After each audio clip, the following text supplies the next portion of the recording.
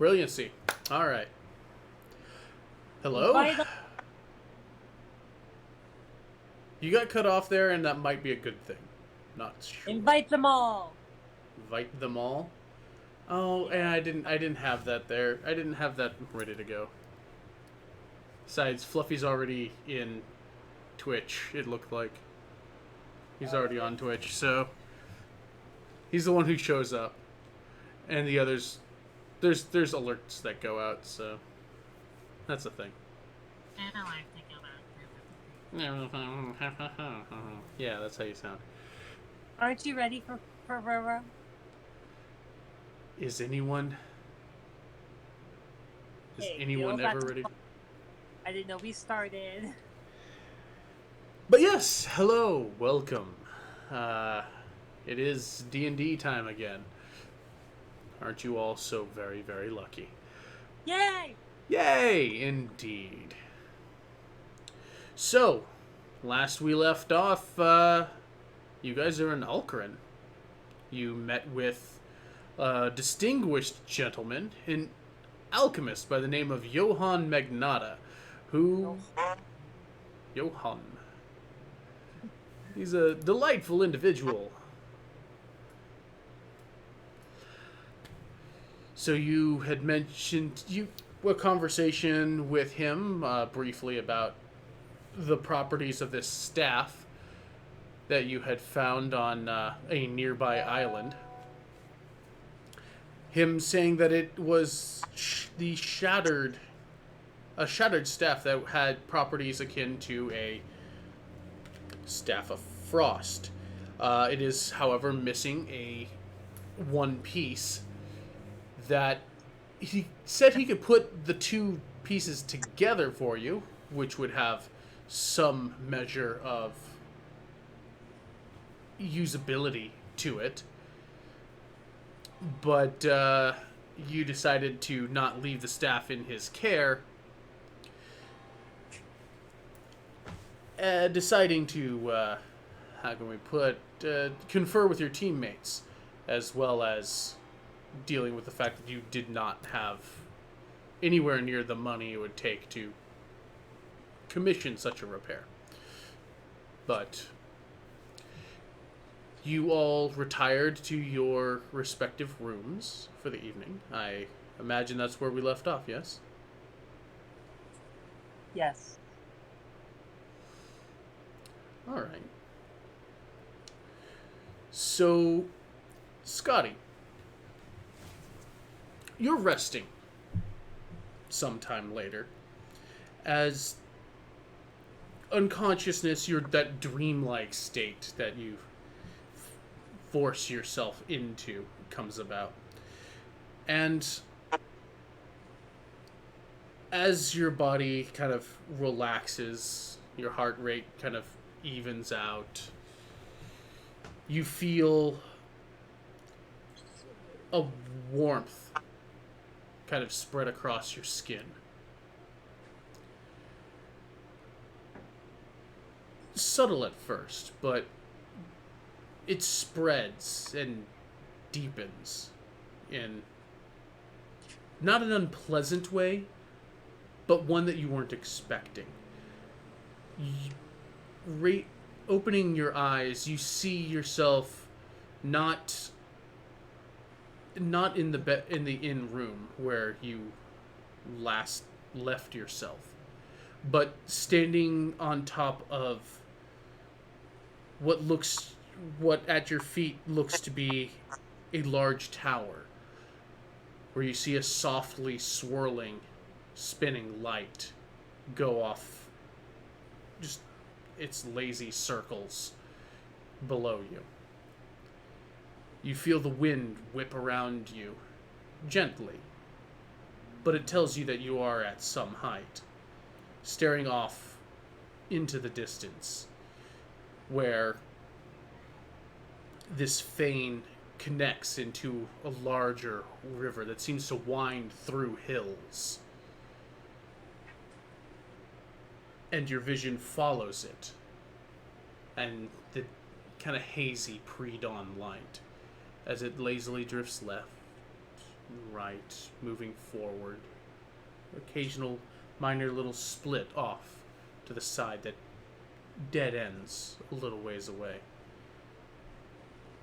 This flow drifts miles, miles. Occasionally you see a path kind of running up the side of it, but then it drifts off to the side again. You come across this large open body of water, and you can see buildings in the distance on small islands in this massive lake that seems to have its own tributaries emptying out the water. You drift over. Hazily do you see the buildings below you. It doesn't even seem to catch your attention as your consciousness drifts by, following one track of the river northward. You suppose you could see. As you keep moving on, you start seeing the peaks of mountaintops starting to kind of come into the distance and solidify, as much as the mists of your dreamlike vision are taking you. And as these mountains grow closer, you see that they peter out in a small path leading upwards to an alabaster gate. And beyond that, you can see the haze of sunlight starting to break as the hilly terrain briefly goes into to a rocky valley beyond this gateway, and dip off into these golden dunes of sand spreading out for miles and miles to either side of you. The rolling sands swept up by the winds, redepositing their little bits here and there as new dunes form and others fade away. Almost like a moth, you're driven to this point of light as it slowly and steadily gets larger. You think you see sparse bits of vegetation as where an oasis may be, or some scraggly set of bushes where life is trying to eke out an existence. You approach a small mountain range in the distance. As it approaches, 3 spires stand up in defiance of the desert sands of a deep brown stone. It has no real it looks like it has been carved on the interior of what would be a natural valley, like a natural conglomeration of mountains. It looks like some large city is present there. And then your vision keeps edging you forward. At this point, you are set upon the bright light of noon. The heat now is not unbearable, but you can feel it almost like it's drying you out.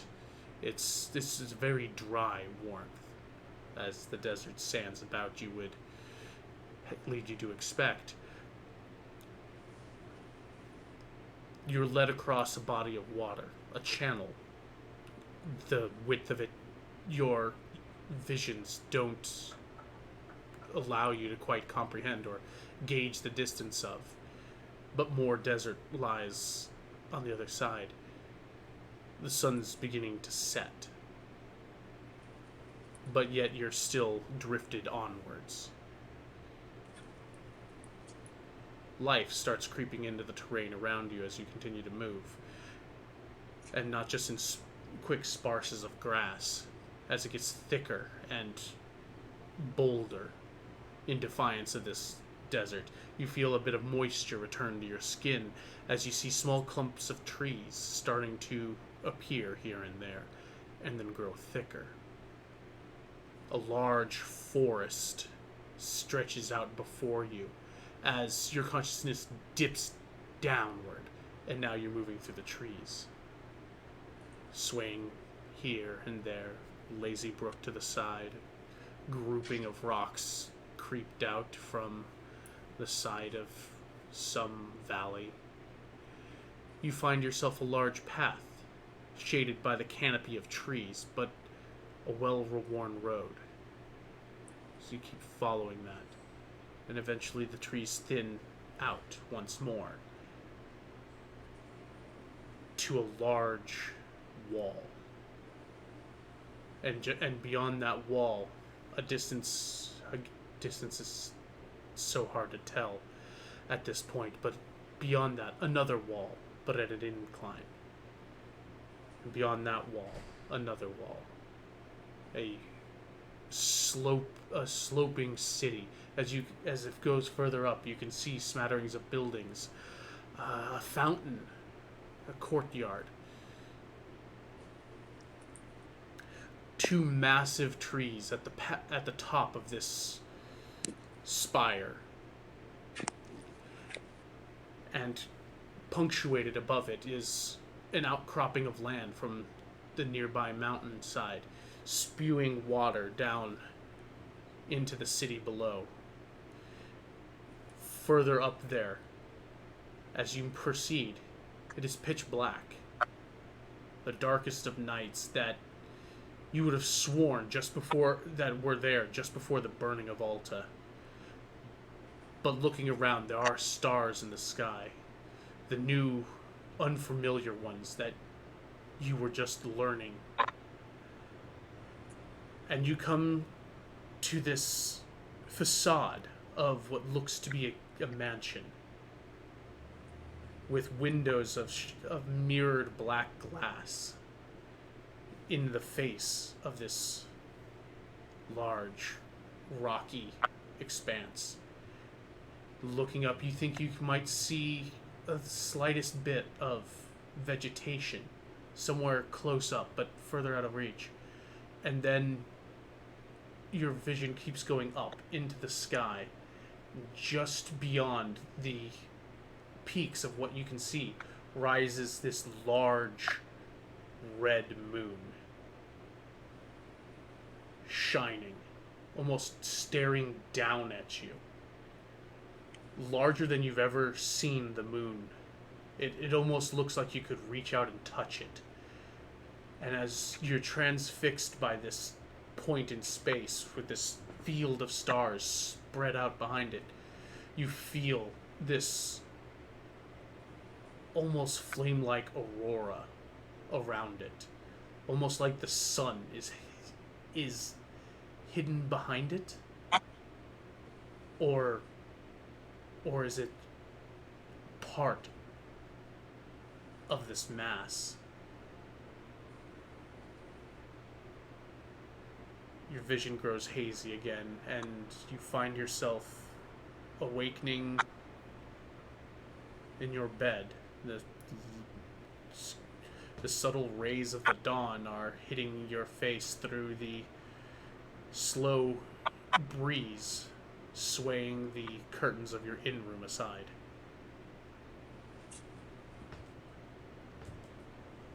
Aurora. Oh god.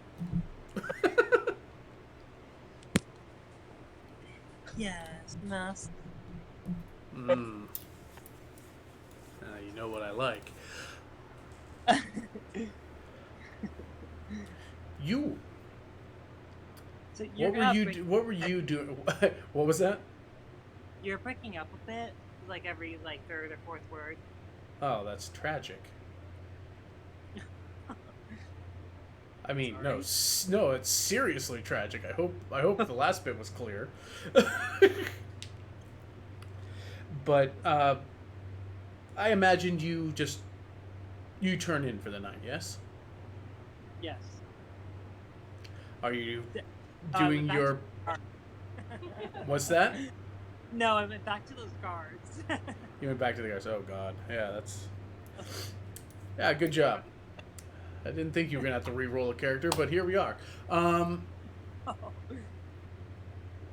But no, I mean, are you just kind of... Are you doing your standard rest or your paranoid rest, I guess is the question I'm starting you off with. I'm doing my paranoid rest. Okay, back up against the door, sword in your lap. Okay. Yes. You fight off sleep as long as you can.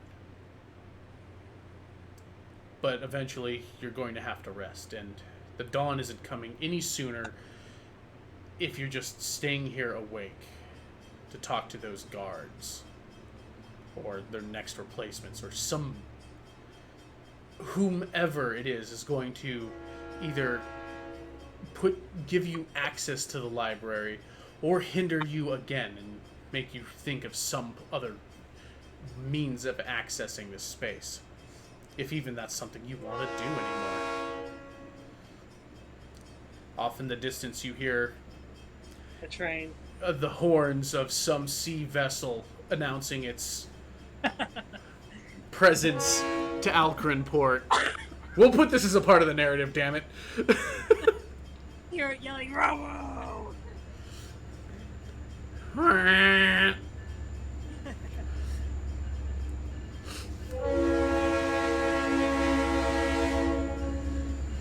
You think you might have heard dock workers exclaiming and gathering in some kind of confusion as they're gathering their friends, not just to make for sure that there's no danger in the harbor, and barring their danger to come gawk at the spectacle of some kind of submersible craft that have just, breached the water.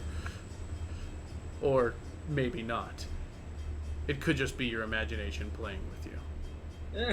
As the train goes away. We could ignore that bit. Maybe. Maybe.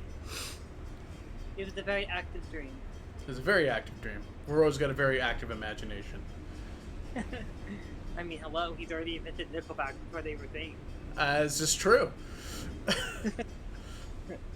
Anyways. But eventually, you will yourself into a turbulent slumber. Or rest. Your trance comes to you. And it's like that moment of where you're trying to fight sleep, but you kind of give in, and then suddenly your body starts awake. It's the sound of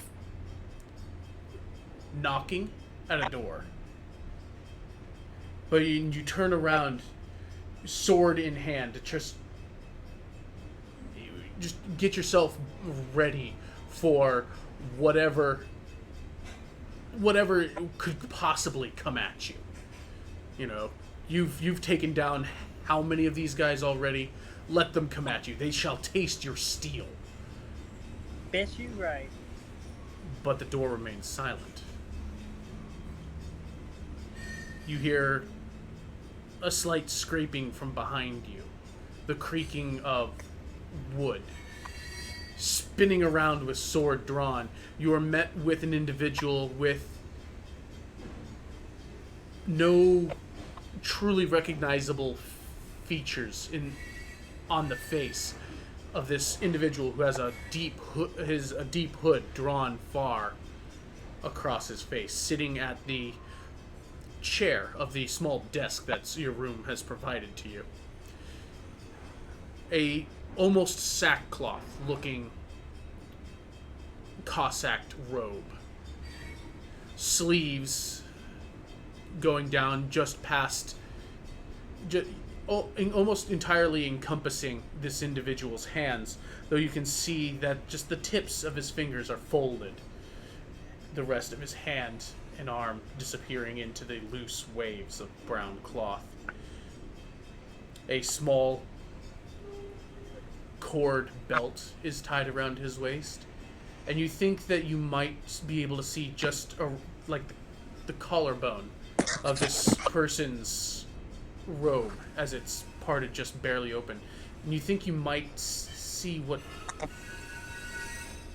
could be scarring across the neck.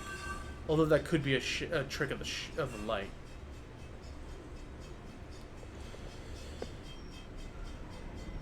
The face tilts a little, acknowledging you, acknowledging him, as a voice, smooth, calm, speaking with a curiosity and perhaps a bit of confidence.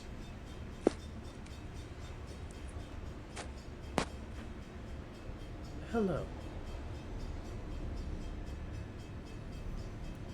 Care you to sit and speak a while?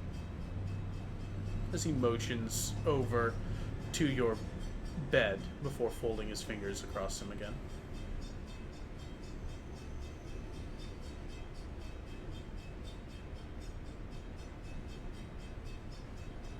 Oh, is this where Oh yeah, you're in control of yourself. Oh, that's good. He won't sit just yet. Who are you? Please, at least put your sword away. We have no need for such things right now.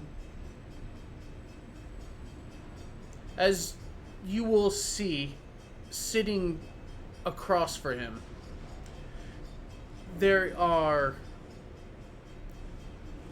what looks to be a handle of a sword, though the blade is shattered and incomplete. About half of what looks to be a longsword seems to be missing, though the length of the blade has a serrated, barbed edge to it. And it has this interesting look to it. Almost like it is some horned creature at the pommel. Or not at the pommel, but at the hilt.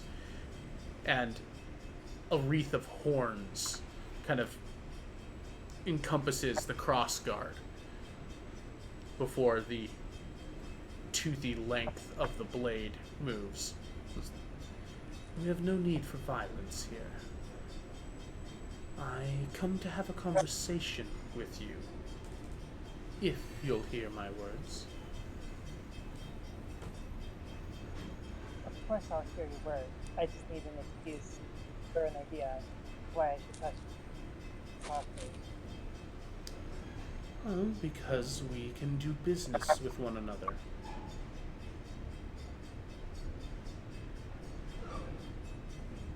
You come from a family of businessmen, of a sort. What was that last part you said? You come from a family of businessmen, of a sort. This is very true. Can we pause it for just a second? Okay, fine. Take us out of the scene. Children.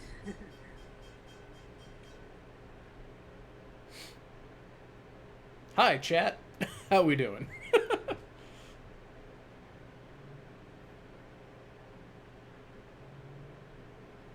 Super quiet. That's good to know.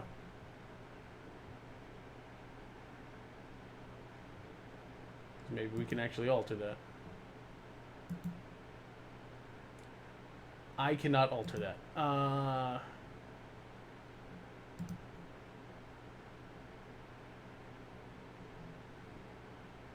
Maybe.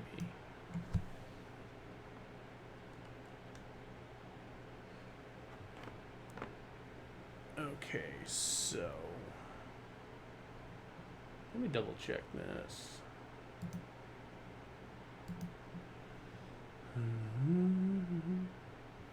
Maybe I can turn up.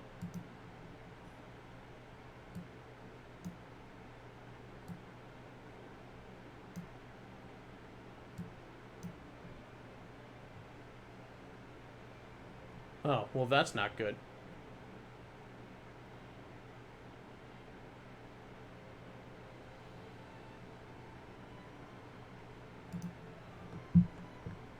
However, this is no longer the correct music.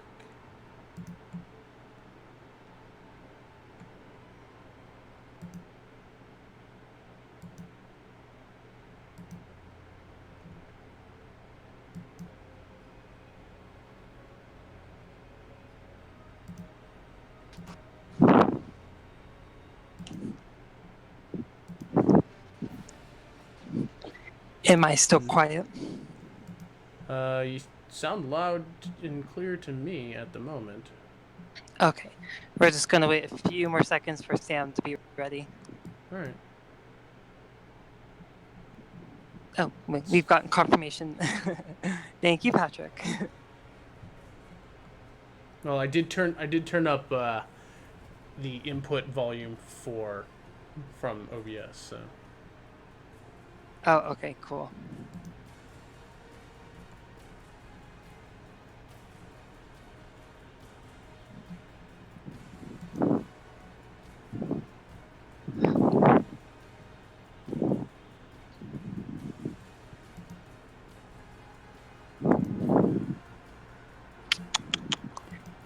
Sorry, the children have been having a difficult day. Oh, that's fine.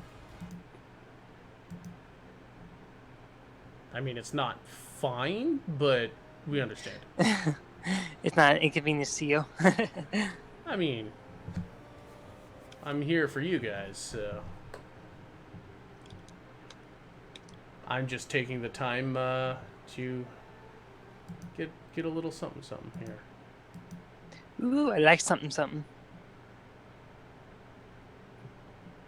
I mean, you may not appreciate it, but I'm trying to find a nice ambiance for people. Nice.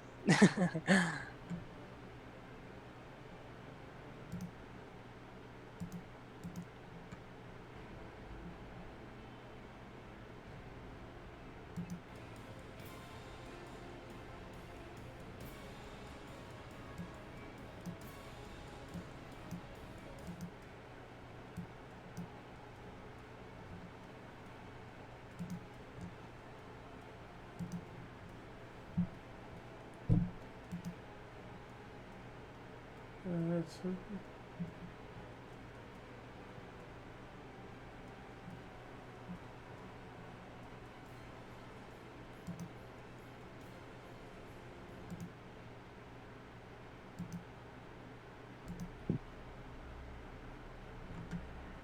yeah, I guess that'll work. You seem unsure. Well, to be fair, I probably should have been a little more prepared for today, but then again, I thought you were going to be too exhausted, mentally, physically, all that stuff. Oh, this is the get me up that we needed. Hey, I'm glad to help. I just apparently was not as prepared as I should be for specifically this, as far as a atmospheric thing. If it makes you feel any better, I think it's very prepared. Oh, I had this. I was prepared in a story beat way. This is like the tech aspect of it. Oh, I see. Like, I wish I had my music already prepared and could switch to it, that sort of thing. Technical aspects. Yeah. Uh-huh.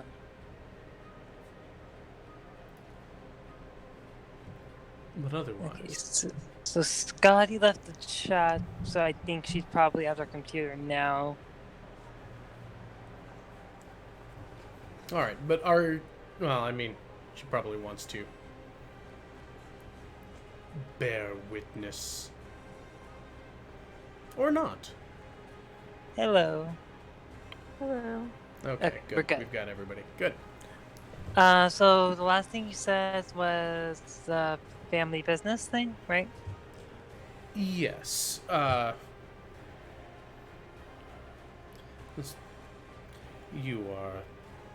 come from a family of businessmen of a sort.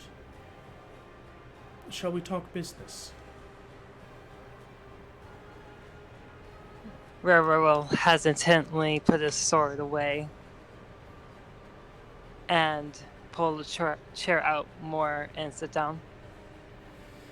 Business? What kind? Well, you have something you want. Don't we all? Smirk. Indeed we do.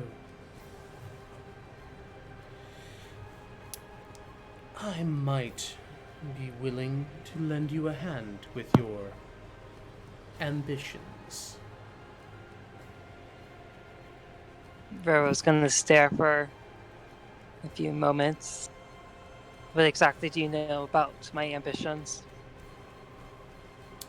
That you seek to be the proper heir to your estate.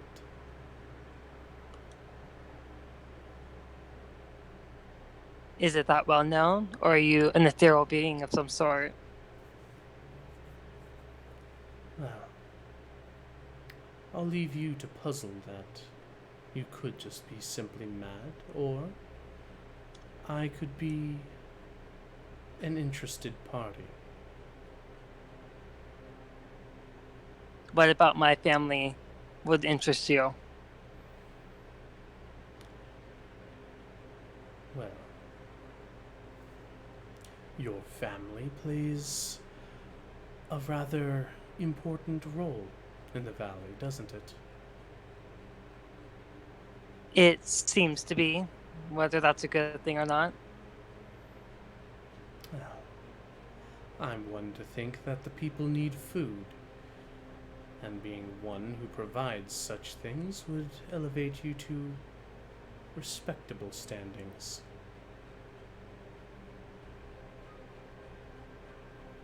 Can you You do repeat that last part? Well, you are one to feed the valley, and as such, you have a standing within its politics. You do still desire your family's seat, do you not? More or less, that seems to be at least the starting point of what I desire. Hmm. And what is the height of your ambitions, young Sondergaard?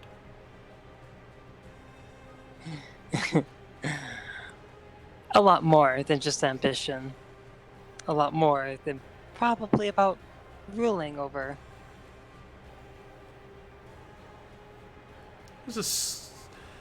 You see the lips kind of curl slightly at the edges as he gives you a slight smile. Oh, don't be shy now. What heights do you wish to reach? I'll admit it's never come out before. I've always kept it in. But I want to rule. I'm not sure if I want to rule the world or just more than what I'm ruling now. Barely in control of your own life, I would say. Yet destined for so much more. The valley would be a good start, wouldn't it? It's definitely the start that I think I'd need. Before you head north towards Iskandar. Spread your wings out. Encompass the man of Tal, perhaps. As far as I can see from the land I've conquered, and then onward. You see, I like people with that ambition. Not so content to sit around and let fate deal them cards. Sometimes I'd rather be in you control of fate. Wouldn't we all?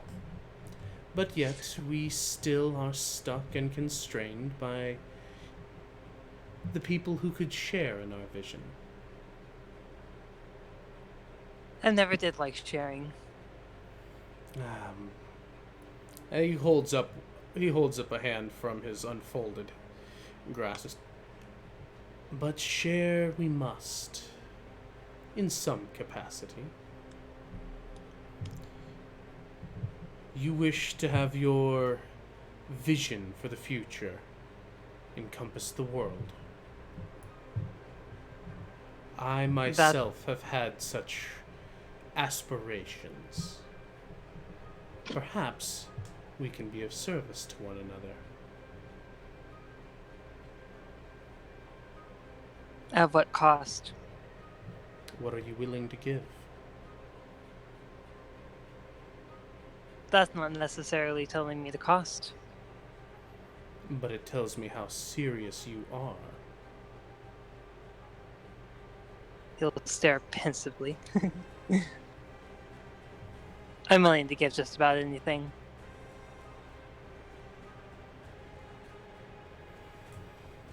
Well, perhaps we can do business with one another. For you see, I need allies to realize my ambition.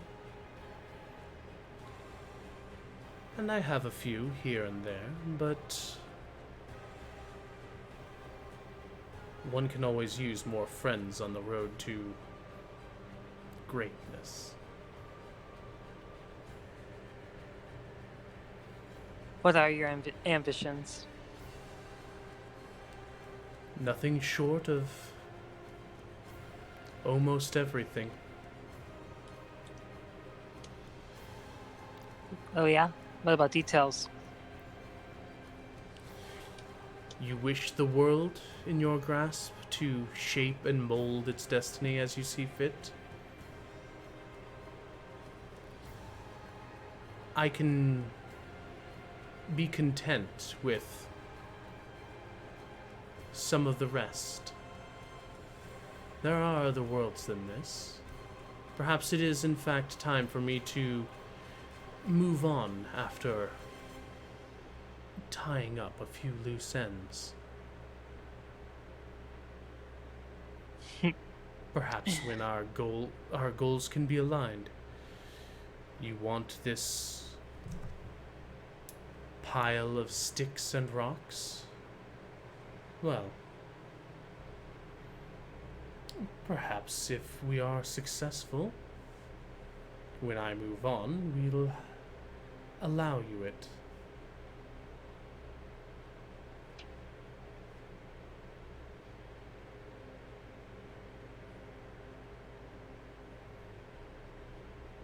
Does this sound interesting to you? I'm certainly intrigued. Well, at least I have your attention then. But do I have your support? Do you have what? But do I have your support? Huh. As he'll kind of reach out a bit, his fingers uncurling as his palm is now up and facing you, almost like he's reaching out to see if you'll take his hand. His fingers look calloused, not completely unwieldy, but these hands have seen labor. Just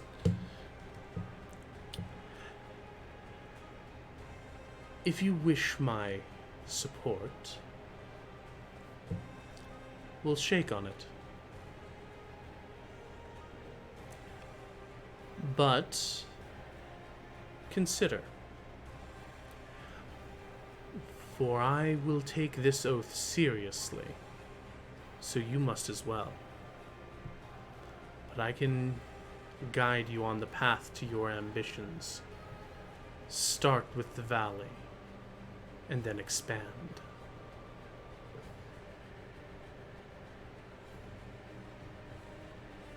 What do you say, Mr. Sondergaard?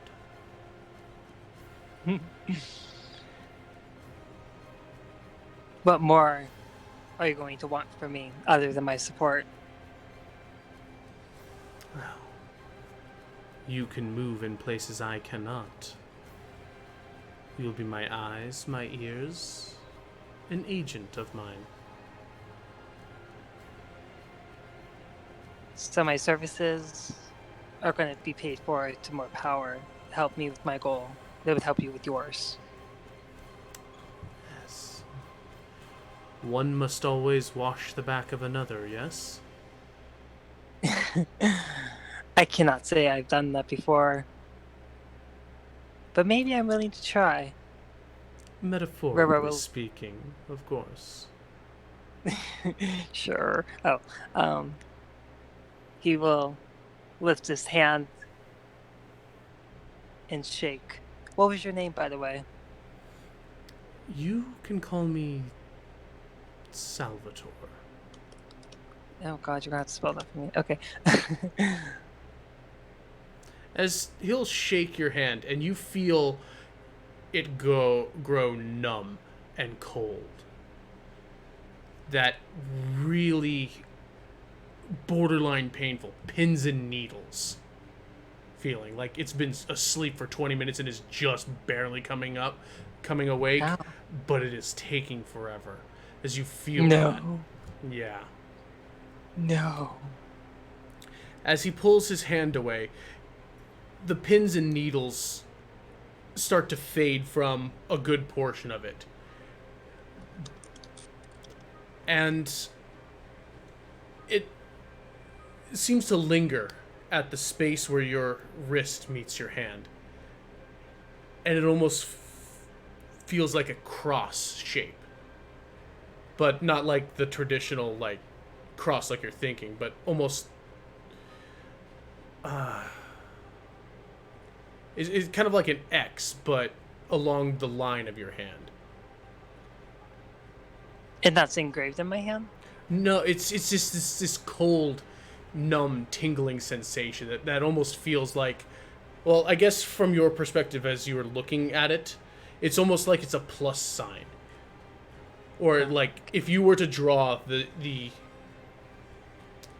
if you were to draw like on your hand where the numbness was, it would almost feel like it was like a plus sign, but not quite. But you pull your hand away, and even in time, that feeling fades. You head yourself north. There is an initial errand that I wish you to perform for me. And what is that? I require a small piece of amber from a large city. I'll be able to direct you more as you go, as you get closer. But I need this piece. As he will say that, he'll motion his left hand over to his side, where you see the half-broken sword. And for a split second, you almost swear you could see the sword move. Not like jittering in place as if someone bumped the table, but that crown of teeth or horns almost seems to flex a little, almost as if taking a breath. Huh. When you wake up,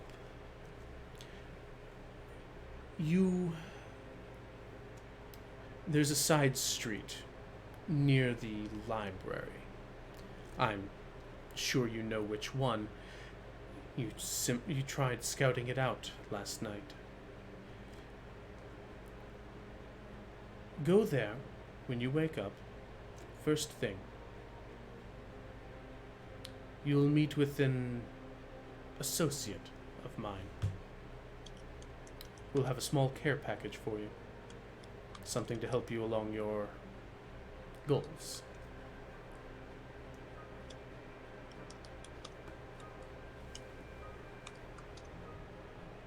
Side street next to the library. I'm familiar. Yes. How will I be able to identify this associate? Well, if you're quick, you'll be the only one there. But do keep your feet. The town rises early. So perhaps it's best that you perhaps forego a little rest of yourself and get to it. I see. It was a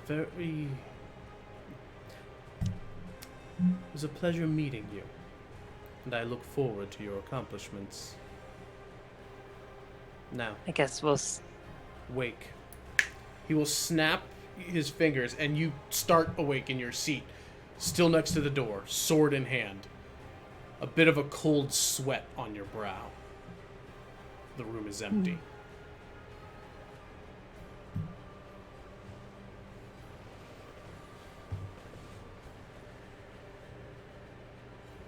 You're awake.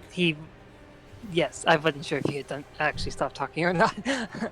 Okay, Robert's gonna jump up and he's gonna leave his room to head back towards the library without telling either of the group.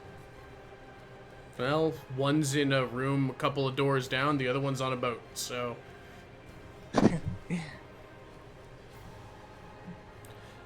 Yeah, he's just going to leave and go straight for the library.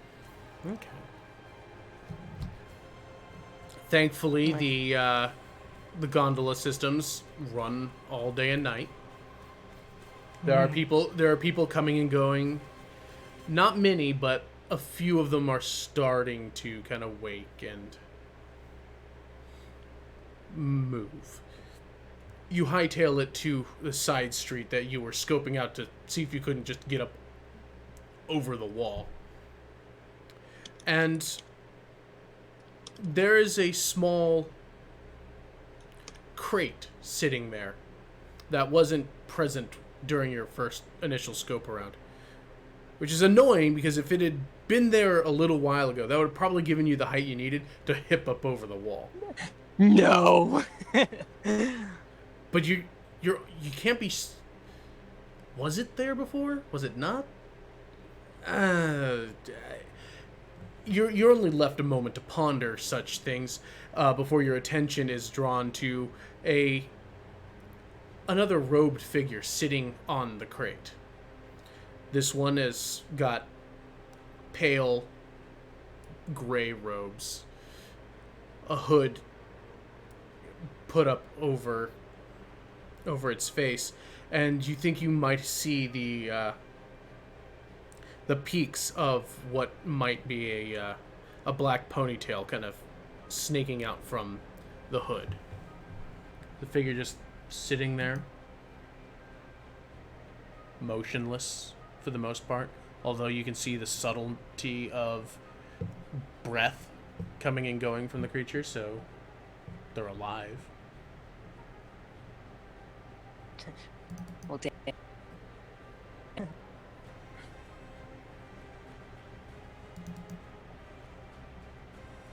Top of the morning. As silently, a hand will raise up to acknowledge your greeting.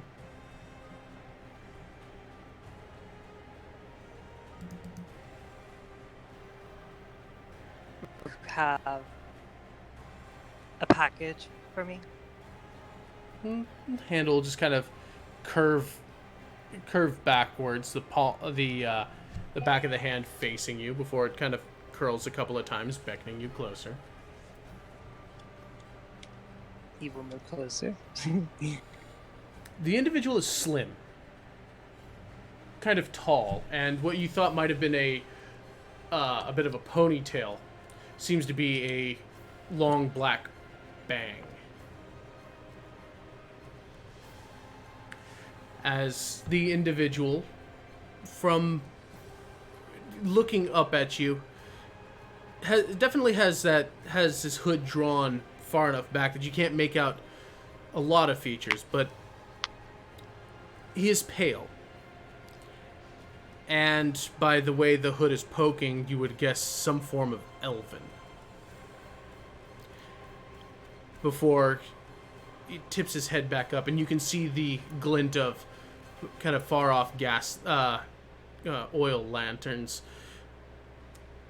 peer up his kind of piercing gray, slightly blue tinted eyes. As you will recognize this person to be of the sort to come from Doreen. It's got that kind of frosted paleness, that almost that icy shimmer.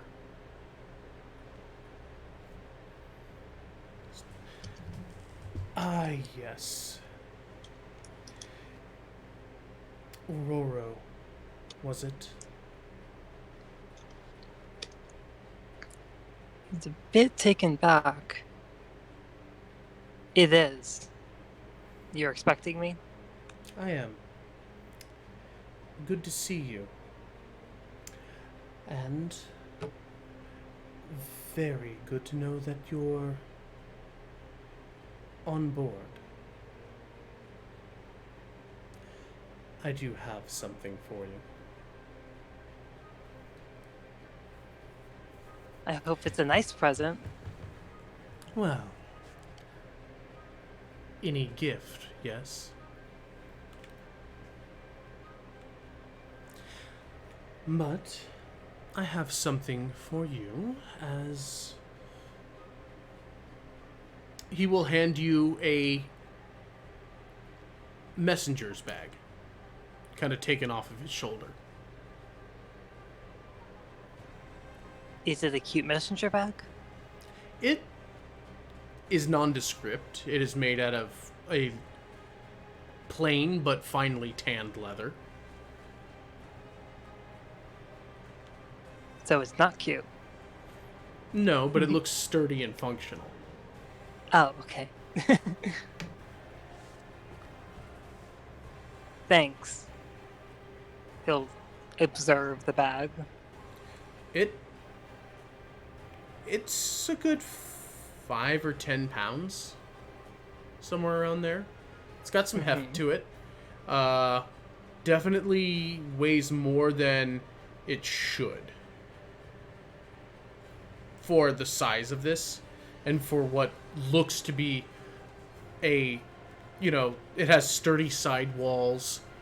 It's not just something you can just roll up or fold like a cloth bag.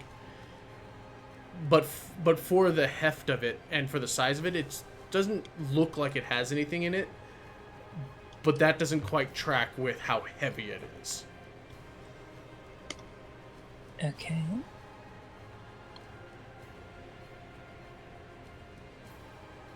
He will sling it onto his shoulder. Am I to assume that I need to keep this under wraps, if you will? Do whatever you wish with it, but what's important is the thing that's inside it. As he just kind of he kind of pokes his finger towards where you have the bag shouldered.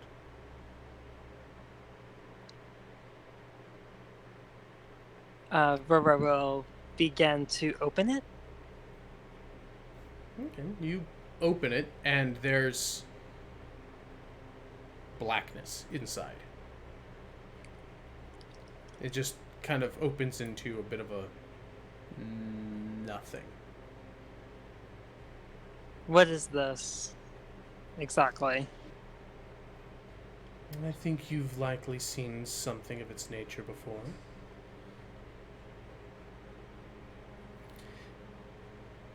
It's bigger on the inside, we'll say. Can you repeat what he has said? Crap, my brain is not here when I can barely remember what I...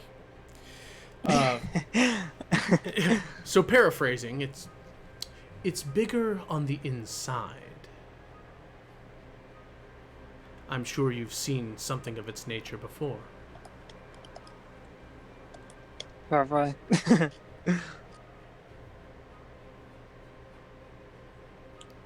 Mm, yeah, with your passives. You've seen something like it. I mean, different style, but something similar to it. In fact, you're pretty sure Gil has something like this. Interesting.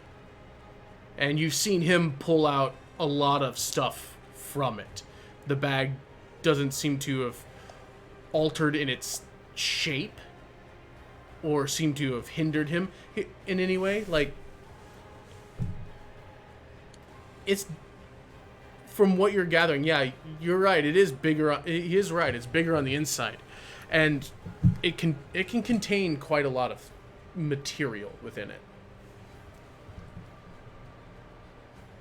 Sounds like a bag of holding, right? Close. It's not quite that big, but it is, how shall we say, handier. What should I expect to find? Well, just reach in, find out. As the hood kind of drapes back a little bit, the individual, this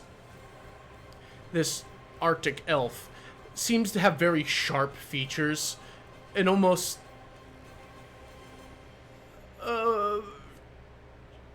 playful, but with a tinge of menace, perhaps.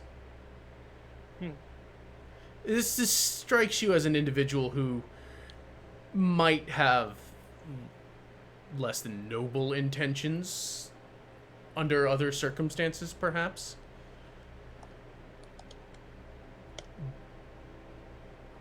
But there's definitely amusement playing across his features.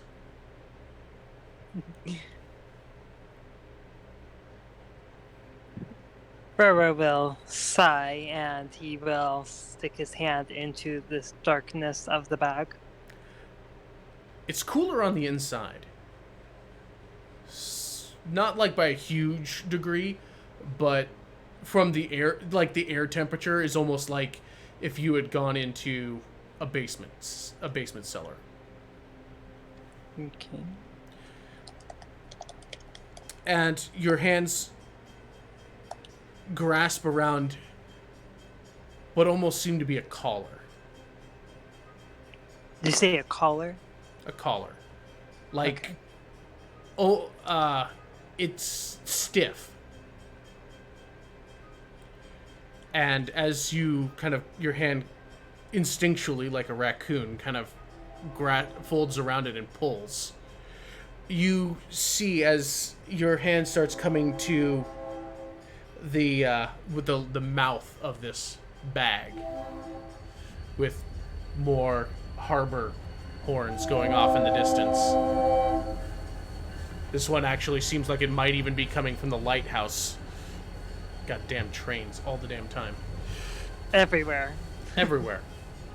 As you pull that up, you see it is like a, maybe collar is the wrong word, but it is definitely the back. Your hand is wrapped around the back of what looks to be a leather chest piece. It seems to be the top part of a suit of armor. Oh.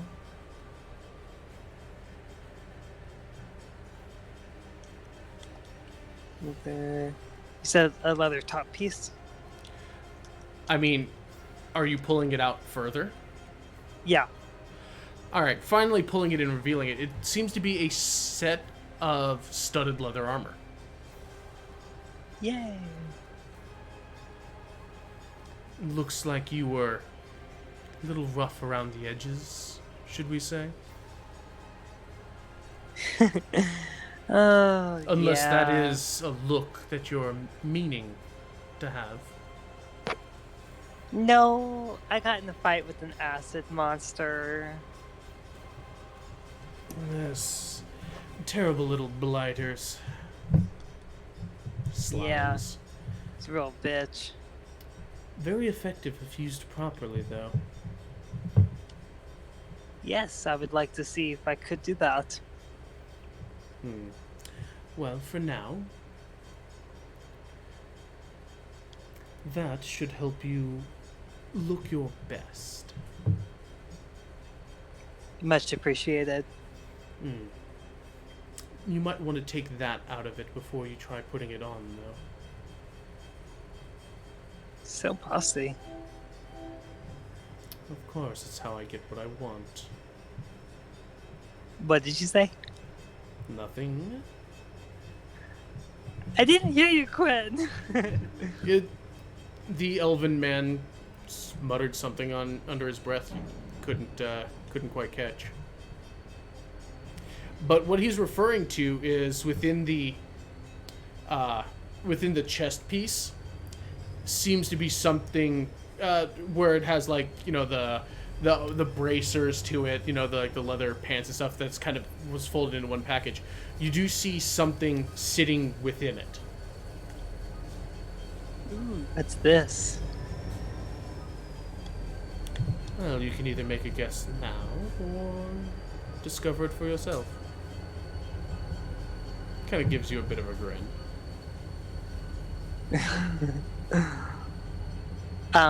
Is it like a gem or like a? It's an object. An object? It seems to be whatever it is has a bit of cloth over it that does not match with the armor, which is granted a plain gray studded leather. Functional looking in every, well crafted, but featureless. Like, it's almost as if this suit of leather armor, or the studded leather, it was painstakingly and purposefully made to be as bland and as dull as possible. There's no flair. It's just purely functional looking, and in your eyes, very boring to look at. But extremely well made, and you can tell that it's almost purposefully done. But within there is a wrapped in cloth, something that looks to be about relatively thick, like maybe 3 inches thick, and otherwise maybe like a 1.5 feet by a foot, kind of a rectangular shape.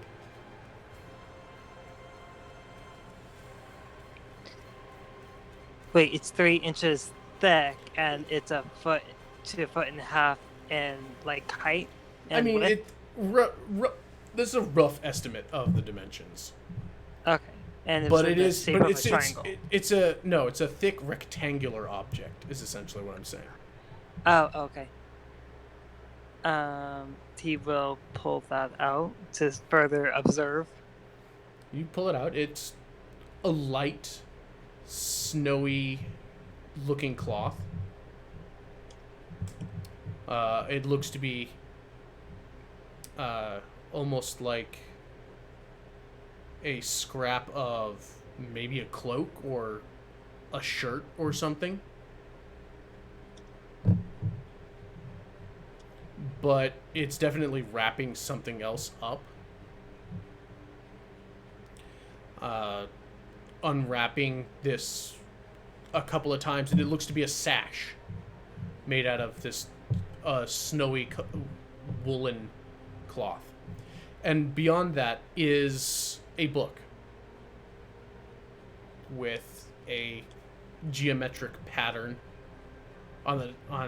engraved within or embossed in the deep blue, kind of like that deep navy leather binding. Stout looking thing.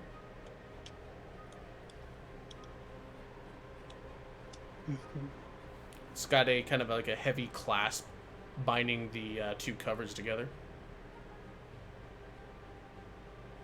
Is it a thick book? You just told me this. Never mind. It's a pretty thick book. It's like maybe 3 inches. I mean, it is It is a book. It's almost like it's just like a small encyclopedia, kind of. Okay.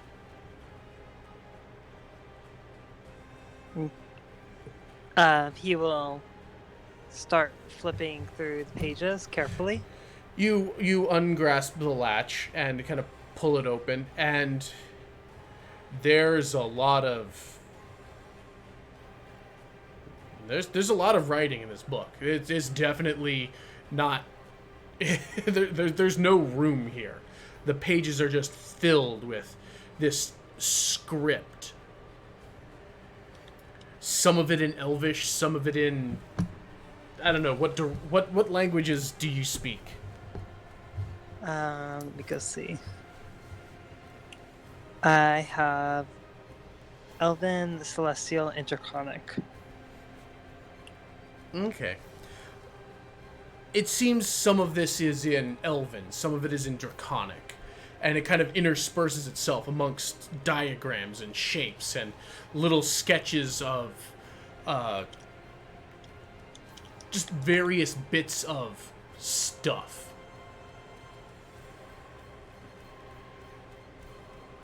Give me a quick intelligence check, just straight up intelligence. Nice. This is gonna go so well. Oh god.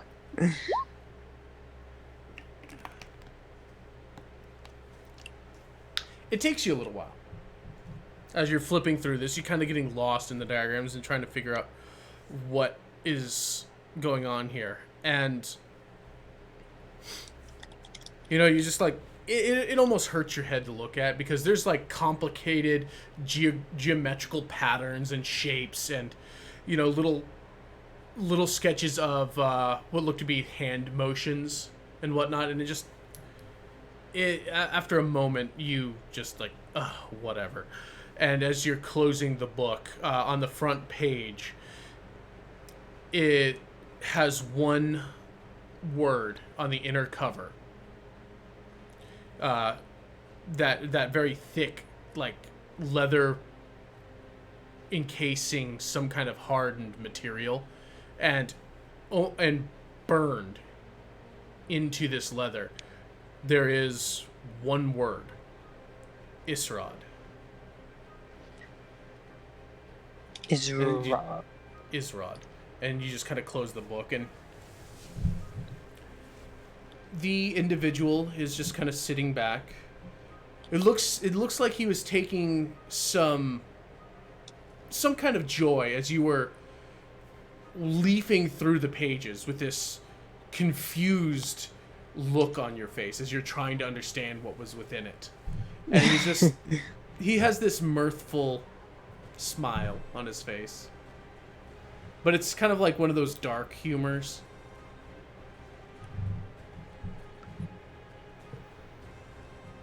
Well, do I trust you know what to do with such a thing? I will probably have to study it further. I'm open to hints if you have any. Well, the most obvious hint I can give you, Roro, is that that's not for you. But that will curry favor, I'm sure. If it's not for me, then I'm supposed to gift it to another?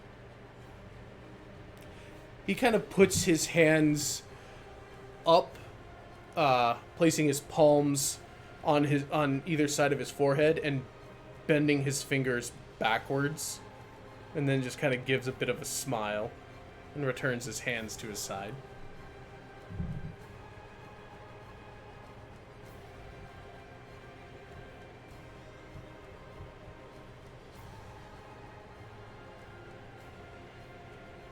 Did you stop speaking, or am I just not hearing you?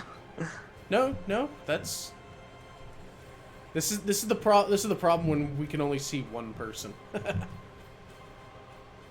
But no, he just kind of puts his hands after giving you that pantomime.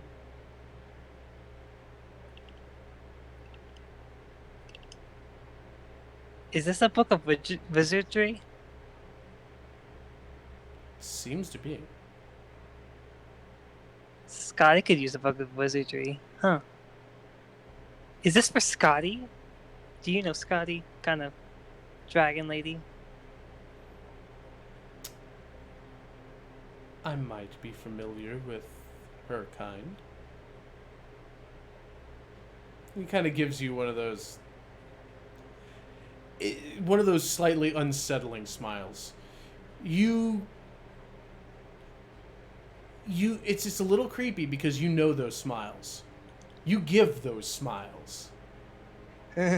Those dark, those dangerous, like, there's something behind there, and the wheels that turn, I don't know, there's a slight bit of arrogance about it, perhaps. But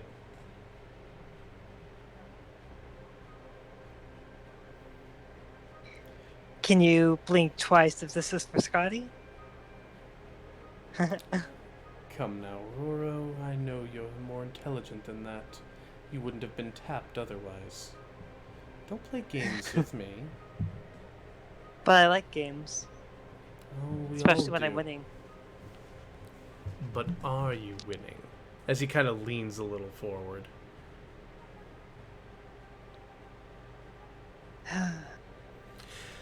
But I suppose the hour grows late and I should make myself, well, unavailable for others to find me. But you and I, we'll be having talks as time goes on. I'm to hear that it is my responsibility, in some small part, to mentor you. Oh. So that I will be count the fun. minutes. I count the minutes. You'll like what I have to teach you. I guarantee it. You like to play games? I play one of the best. I see. I wait eagerly. I best be letting you go. Yes, you have things you need to accomplish with your day. As you'll see, he kind of crumbles. Like this like suddenly the face loses all composition and crumbles like a sand castle. It's like a moist sand kind of breaking apart and just crumbling into an earthen pile.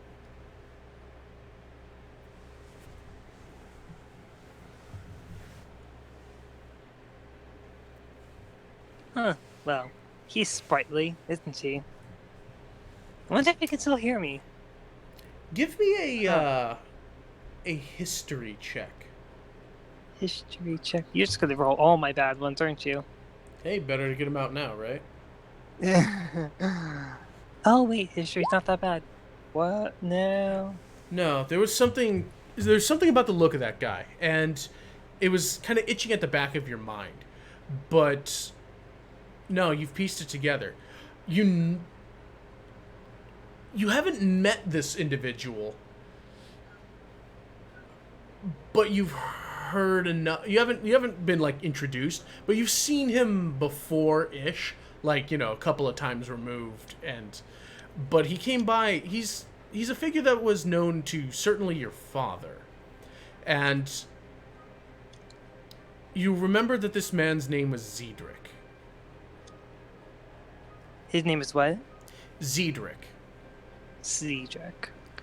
And he's pretty high up the list of importance in Doreen. In fact, he's probably one of Aldrin's top attendants. He's part of his inner circle.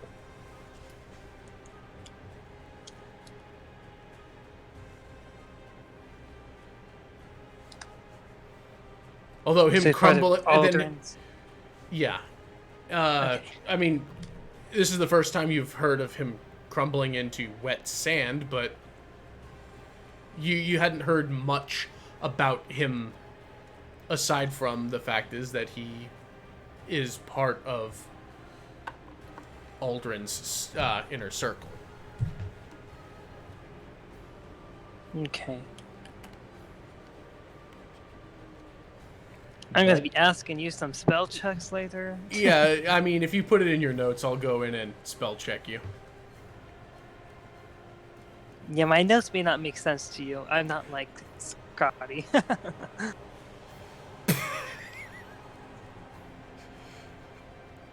I love it when chat catches up. Have to go back and see what delay that was on. Oh wait, I can't. But you're left alone with a pile of sand. I mean, not even the crate is a crate anymore. I wonder if I should like find a broom.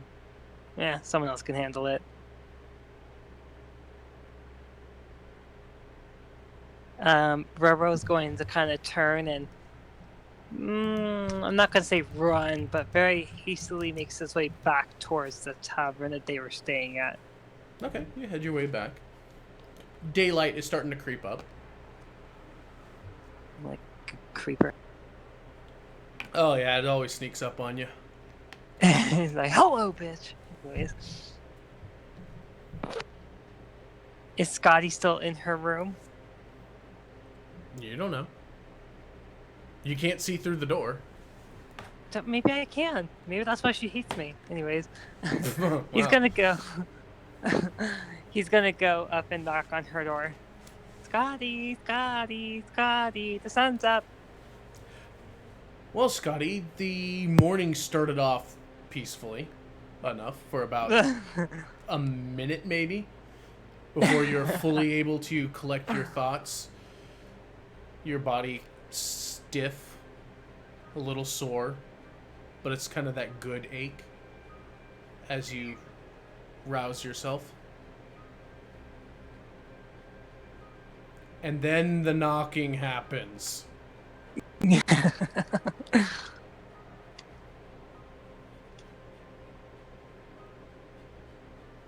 Scotty will sigh and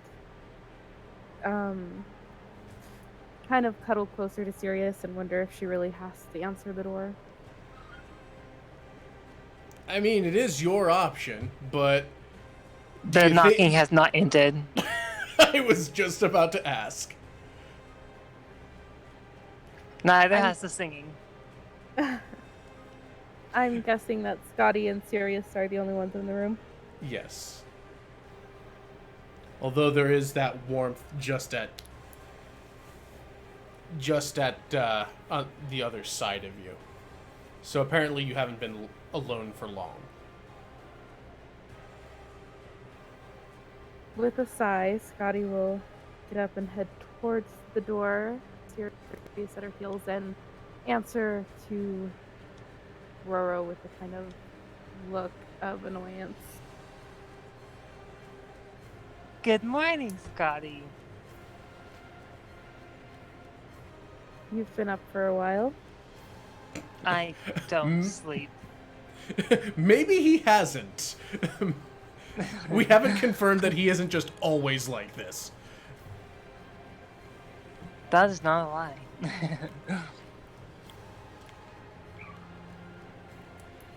lie. Do you mind if I come in for a moment? It's really important. Sure, why not? Roro steps in, shuts the door.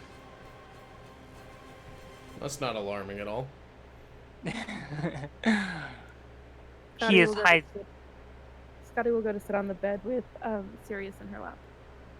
And I'm He is guessing hiding something behind his a back. bed sheet.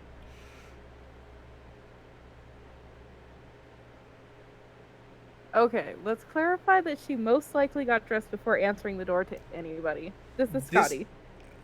This is... Look, we're asking these things, okay? Alright. taken. Carry on.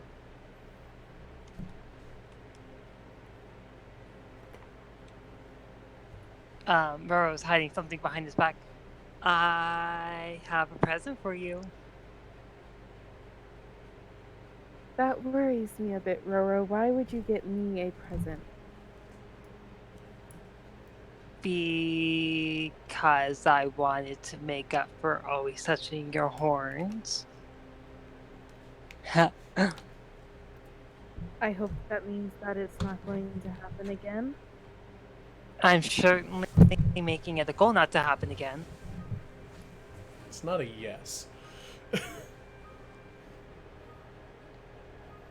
Alright, well, what do you have?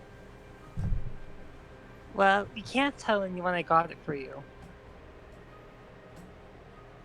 No? That makes it even more suspicious. Does this Because- rag smell like chloroform to you? Yes. Oh. Well, I was adventuring in the town, and I just happened to find this.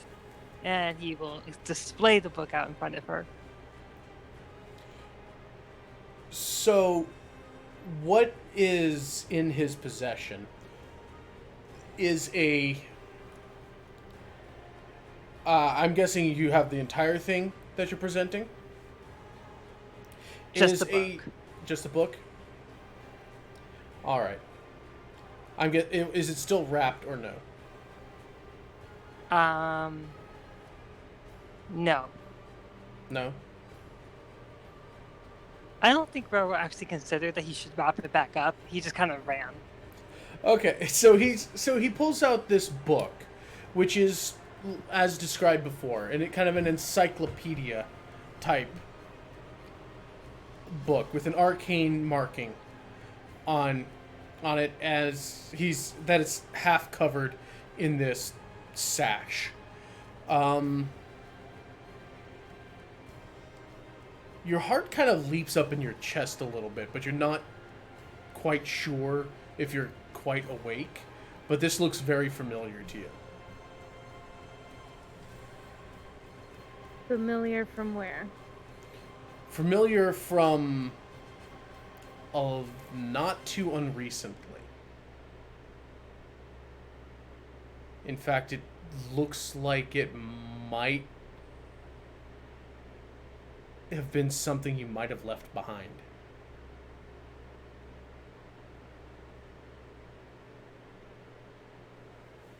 Might have left what? It's something that might have been left behind, forgotten. Taking the book from him. Just instinct kind of almost creeps over as you just kind of take the book from him. The patterning on it, I mean, it doesn't look like a generic book that you're used to. It has a bit of familiarity to it, and a pang of nostalgia hits you as you confirm by opening the book to the the cover on the inside, and you see that word.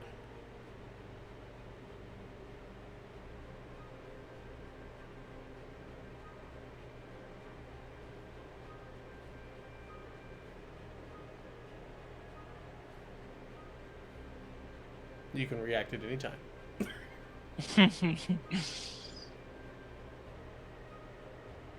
Is Scotty wrong. will, flip through the pages carefully, taking them each in silently. Page after page.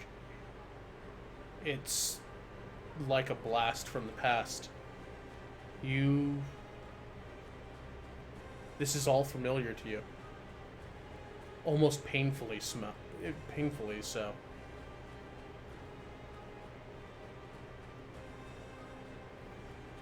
This had to have been his. Where did you get this, Roro? I found it. Found found it where? In the town? Just laying about? Well, there was a crate, and it was kind of wrapped up, and I picked it up, and I found a book. That sounds like a lie. What'd you say? That sounds like a lie. Are you accusing me of lying to you, Scrub? Have I ever lied to you?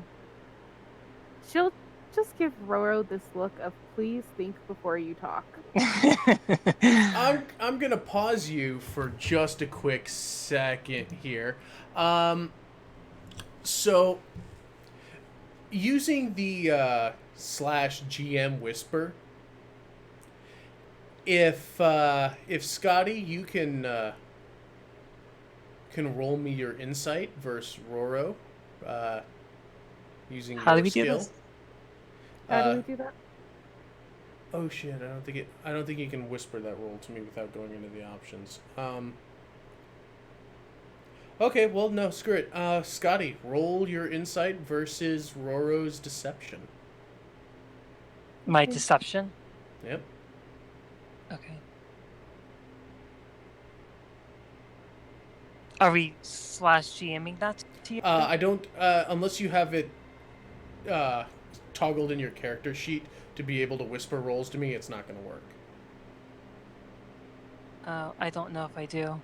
And honestly, it doesn't quite matter. Whisper Not toggle? right now. Yeah, whisper toggle. Okay. So I guess we'll try it. There we go. Oh gosh, I can read. Oh no. You know, if you're going to have such a lousy poker face after you roll, you might as well not whisper a roll. You know what, Quinn? Shut your mouth. I'm just saying, if you roll and go, oh my god, or woohoo! No one likes your beautiful mouth. This is true. Oh my god. Nobody does like me. Still waiting on that other roll, though.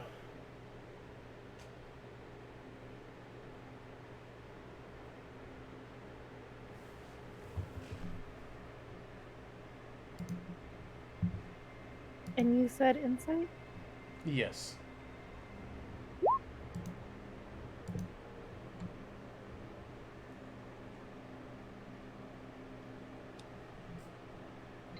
Okay, well, that's also good to know. It's not going to show me that. So apparently, the folks in the chat are going to be blind to this as well, because it's not capturing that screen. So only I know. Evil. Evil. Nothing evil is here. So Scotty, you're giving this cross, but it's like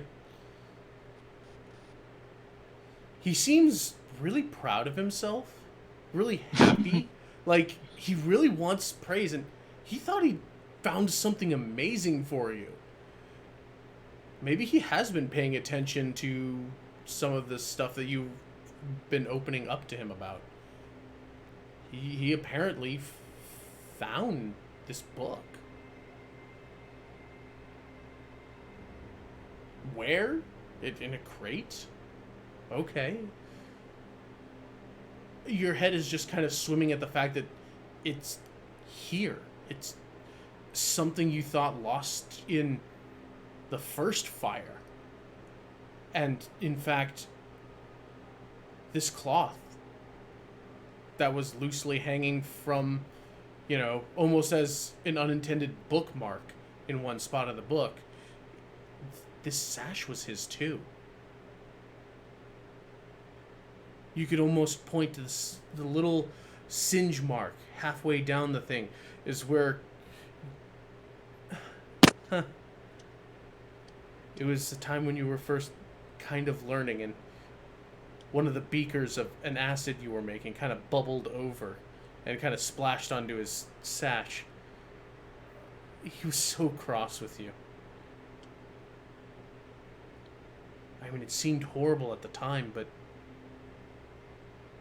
man, how those memories kind of fade and take on their almost wistful nostalgia after a while. Kind of lost in a section of thought before Roro's beaming, wide-eyed, kind of Cheshire cat, I know I did a good kind of smile, kind of greets you again.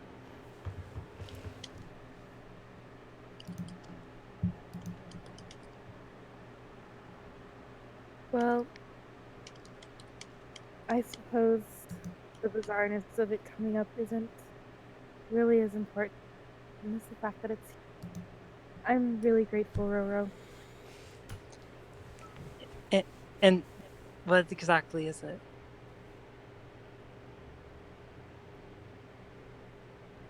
Scotty, you know that this is the first spell book you ever learned from, or that you ever remember learning from.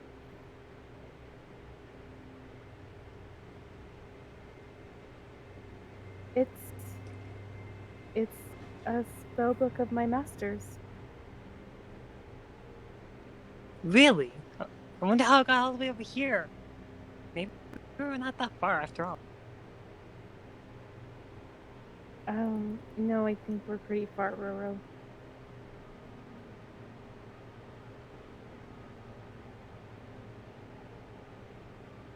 Yeah, probably.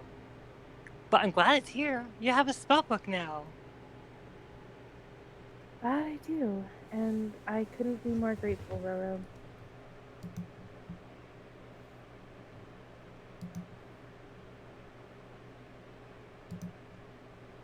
Did you still want to go to the library today? Or did you want to go back to... Oh god. Railroad didn't forget. I forgot. It's Johan! Did you want to go back to the place or the library?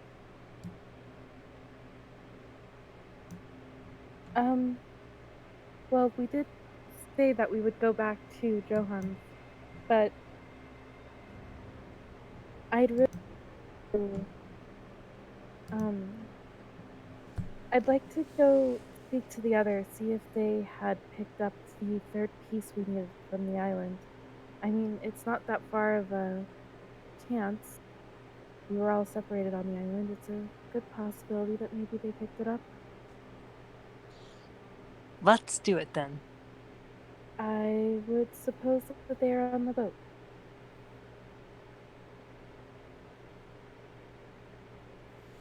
About this time, you hear a knocking on the door.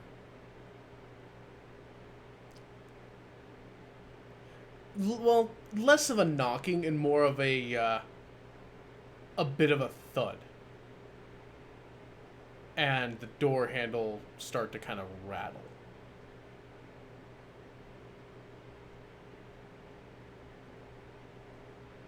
Scotty will move to open the door. Robert moves out of the way of the door. Yeah. Doing that, you see the kind of interesting sight as a serving tray is splayed across, a couple of serving trays are kind of balanced across the arms of Gil, which are balancing what looks to be, a couple of carafes that have some kind of sloshing liquid, and a couple of plates filled with, various meats and breakfasty type items. And as he's trying to basically to get the door to open using the crook of his knee. As you kind of open and, the door handle kind of moves inward from the from that across his knee. He's kind of up on one leg at this point. A little bit of a grin. Just, hey, Yeah, that wasn't as smooth as I wanted it to be, but shut up. He kind of smiles and kind of walks in. Just, oh, hey, Roro. Hello, Gil. Was expecting you to actually probably be asleep a little while longer before we go on our run. There's probably too much of it here. Might as well get something to eat before we start. He'll kind of go over to the desk and use his foot to kind of bring it across from the wall and use it as a little bit of a almost like a buffet table. There's some pastries there. There's some poached fish, some eggs, bacon, sausages. It looks like he with so much choice suddenly available, he decided to get a bit of everything.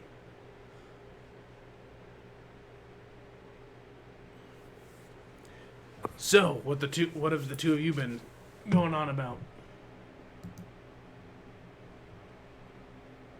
Well, Roro found me a spell book. Did he pimp himself on the corner? I found it. Define found. Like, are we talking, oops, I stumbled over it, or did you mug some old man? I would never. How dare you absolutely would mug an old man. I would not. I did don't you- have to mug an old man. You're rude. Okay, so you took it from him in lieu of taking coin from the desk afterwards? I mean, whatever, it's not... if you found a spell book, I'm pretty sure you couldn't afford it, so you had to jack it off somebody. Or from jacking off somebody. I guess that doesn't matter. I mean... I found it.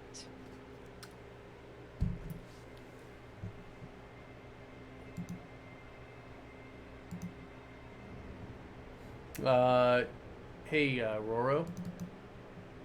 What? You gonna want to do another one of them rolly rolls for me? Wait, what did you say?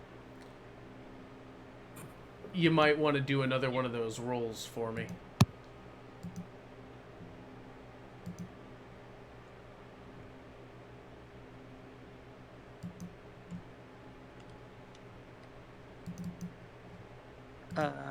Sorry, 1 second.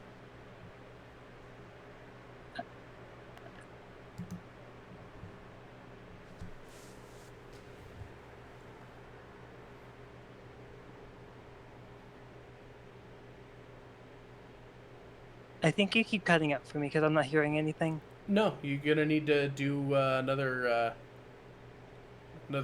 deception roll, if you would, please.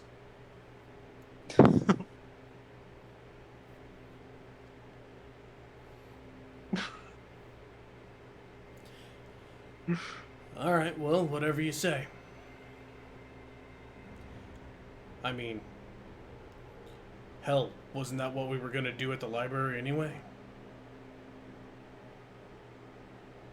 Sure. I mean, I don't think we have to go back there now.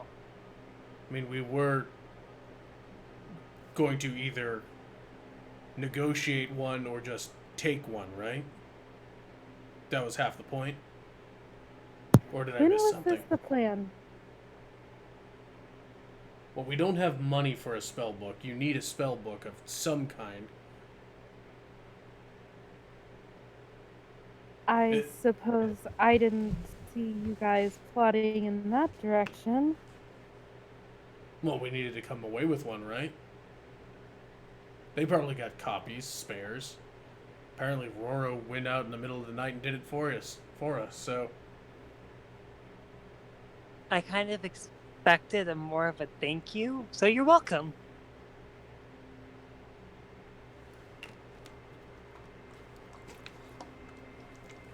I did thank you Roro, I told you I was grateful. I know, Scotty, you did, because you're a sweetheart. Well, Scotty flushes. here's the way I look at it. You did something good for the group. At the very least. But now we've got to spend some time and get that written into a book for you, right? Right? Is that how wizards work? Quinn, help! I don't know. Uh, so Is taking it? Is so, it? so taking a step back away from the character who doesn't quite know how to wizard. Normally, Gil's right. You would have to take a spell that you found from another source and copy it into a spell book of your own, which takes time, money, and more time. Mm-hmm. However, this is the initial spell book you learned from. You can essentially count his spell book as your own. Because your shorthand is almost identical to Israd's. Okay.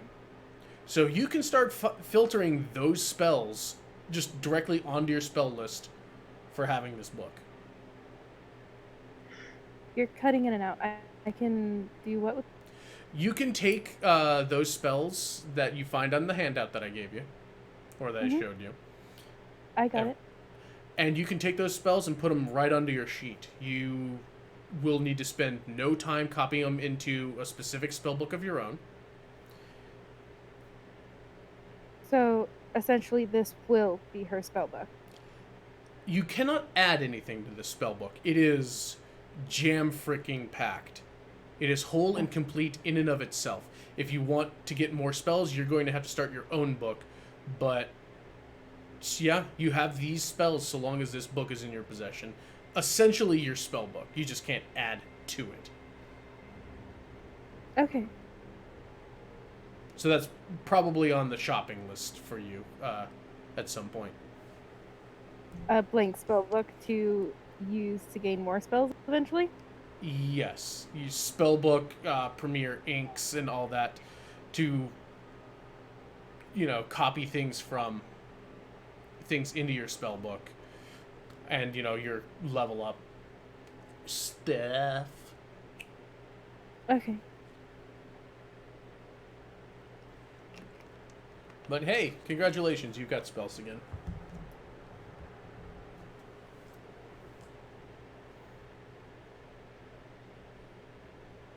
Well, hot damn, looks like we've got ourselves a reason for this completely excessive breakfast.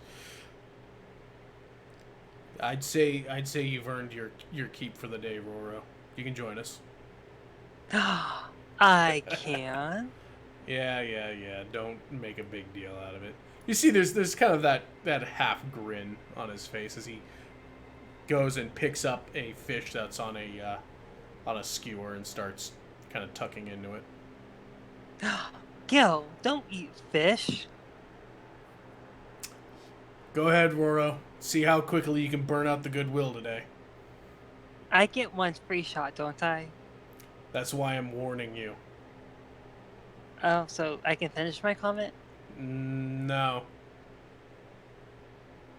I say I should be able to finish my comment. No, I'm pretty sure we understand where you were going with this. I don't think Sirius understood where I was going with this, so I think I should finish it. That cat's probably smarter than just about all of us here. Sirius, do you have anything to say about that? I didn't think so. I don't seem to speak that tongue. I don't think you do either, Gil. Well, clearly I'm right. He's the smartest one of us all. There are some places that say that cat is the divine tongue, all right? Is that your divine tongue? I don't know.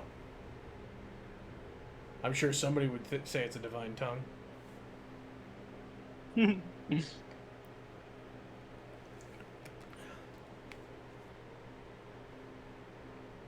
Well, as fun as it is to watch you two go back and forth, um, we have decisions to be made. Should we go back to Johan's and further attempt fixing the wand pieces? Nice deflection there. Good job. Who's this? The alchemist. Johan's someone who's nice. Okay, there's a lot of nice people around. I had not met any other than Scotty. Scotty will just give Roro a questioning look.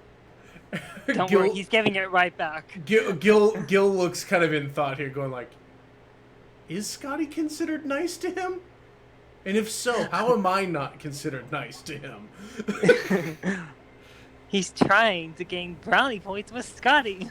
Well, clearly, that's apparent. But Gil's not saying anything at the moment.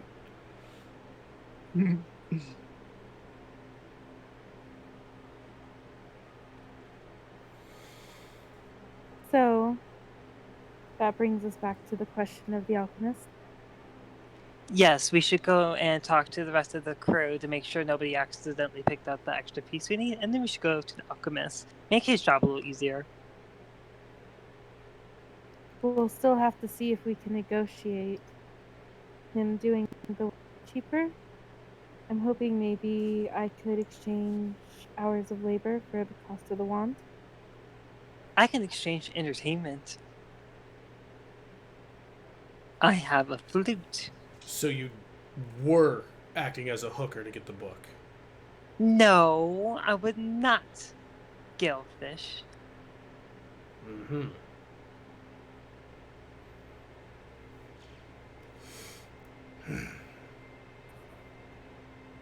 Gil, what are your thoughts? Do you think we have time to pursue the wand, or... I don't think I was brought completely up to speed of what's going on here. I did not know that you went to an alchemist. Yeah, yes. Gil was off shopping for supplies at the time. Yeah, yesterday, Roro and I spent some time at an alchemist shop. Roro wanted to get the orb fixed, and so we took it there, and we found out that the other piece we found in the cave goes right along with it, and we may be able to put it together and use it to cast magic. Well, all right then. So we need the last piece then, is what you're saying. It would make it easier. All right. So where's the last piece? Well, we found both of our pieces on that island. I'm hoping maybe it got picked up by the other crew members. And hopefully it wasn't with the hottie when he split.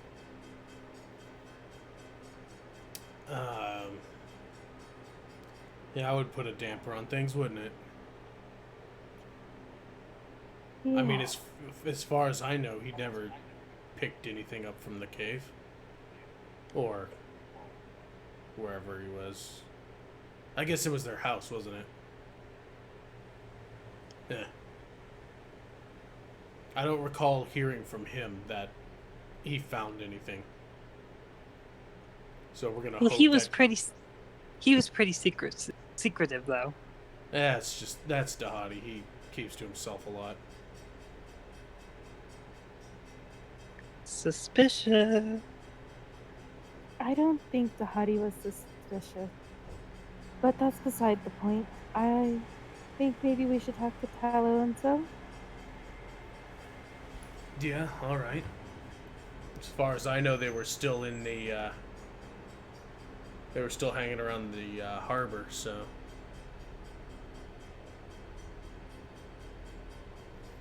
I guess we'll eat and then go off that way.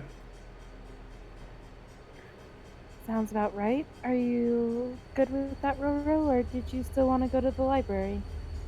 The library can wait.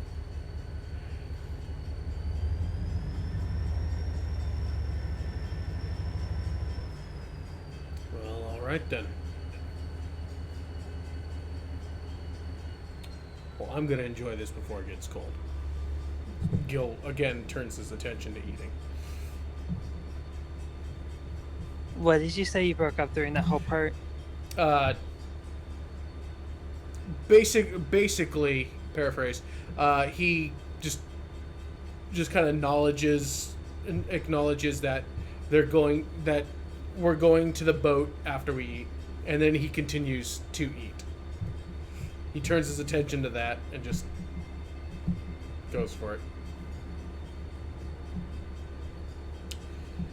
So enough time will pass during breakfast, as I'm sure that Scotty is probably a lot more entrenched in the thing in her arms than anything that she's going to put in her mouth currently. So, you can, once you have all that, we will say that that is enough time for you to go about your spell prep. So that whenever you get to that, because I don't know how far you are along for putting the spells in, but we'll say that amount of time during breakfast was enough for you to do your prep and get your spell list filled out. Okay. So, whenever you have your spells prepared, hooray. But you won't have to wait for... You won't have to be holding anybody up, is what I'm saying. Okay. So you finish breakfast and head back to the drift.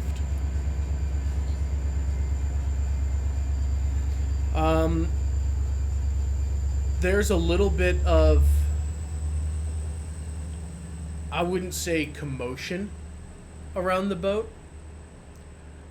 There's a few people on deck that you don't notice as you're kind of coming up there. Where you see several sailors, or sailor looking men, muscle built, short hair, sea tanned skin, running riggings and ropes, and it almost looks like there's a small competition going on where they're tying a series of knots, raising up sails. It looks like they're working in two teams, one towards the middle of the boat, one towards the front, and it looks like they're having a competition amongst each other to put the sails up. And overlooking it from just beyond the beyond the wheel is Nicole, just kind of arms leaned over there, just taking stock of what's going on.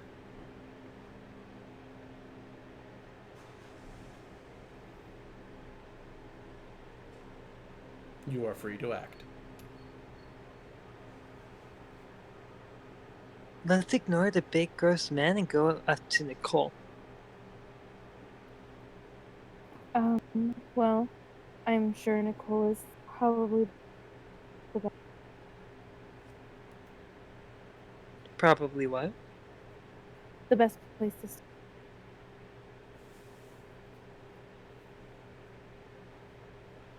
Maybe.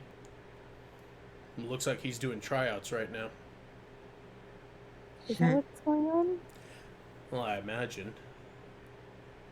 I mean, if he's just watching as, half a dozen burly men are having their way with our ship, I think I'm about to kick some people into the harbor, so I'm going to choose to think this.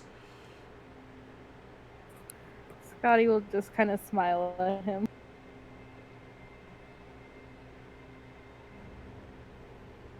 Alright, so heading up to Nicole.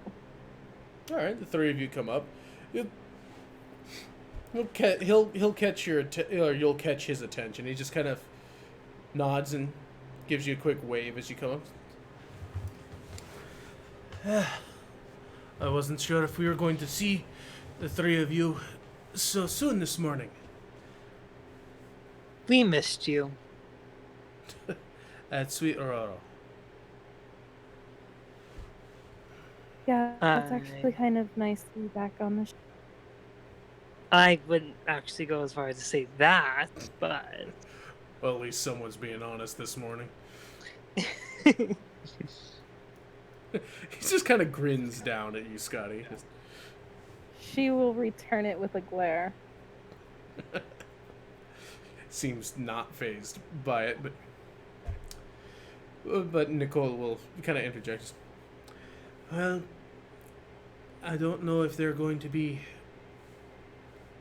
useful, but I've got some people who are certainly interested in getting some work aboard a boat that has come across the seas. So it looks like I'm going to have no short supply of options to choose from. can you make sure that their resume doesn't say kills people in the middle of the night? That'd be great. We're checking into it, Roro. Smiles. He just kind of gives you a grin that says, "You cheeky bastard." Like, with good humor, but he's like, "You son of a bitch." Just saying. We actually came for a reason. That's what do you Not want? not just to see who you're replacing us with. Oh, please, I wouldn't replace We were Well, I Gilfan. He may be a sour ass, but he's a good one. Responds just And- simply by flipping Nicole off. and you would replace. That is right. Scotty is she's nipping at the Gil's heels, isn't it? Maybe I have to hire her instead of you. I am the prettiest elf on the ship, Easier to look at anyway. and I play the latest Nickelback albums. One, Nicole. you're not wrong. Two, go fuck yourself. Only if you're there to help, bitch. I'm not talking to you. Oh, my bad. Scotty will just kind of turn bright purple and pinch the bridge of her nose. Fucking hell, dear eye. What the hell's wrong with them? So as I said, we were here for an errand that we needed to get completed. Alright, what is it that you are needing?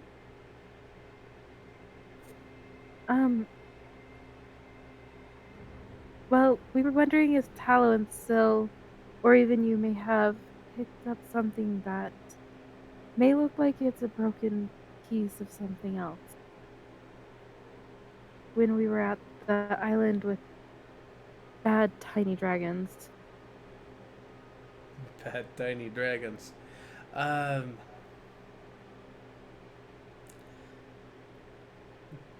Can't say that I was in a position to have much of a look around. I mean, I only got onto the island when we were mounting the rescue.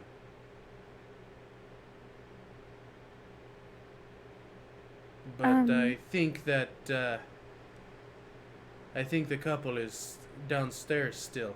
If you want to go and ask them. That wouldn't be too bad of an idea. Onward. I'll go and get them.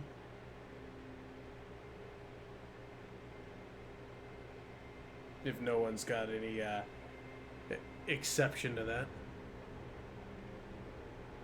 Am I allowed to? I mean, if you want to come with me. Oh, okay. I'm just saying, I'll go and fetch them. Otherwise. Well, if you two are going to go, I'll stay up here then. Alright. This will be good. I can get there first.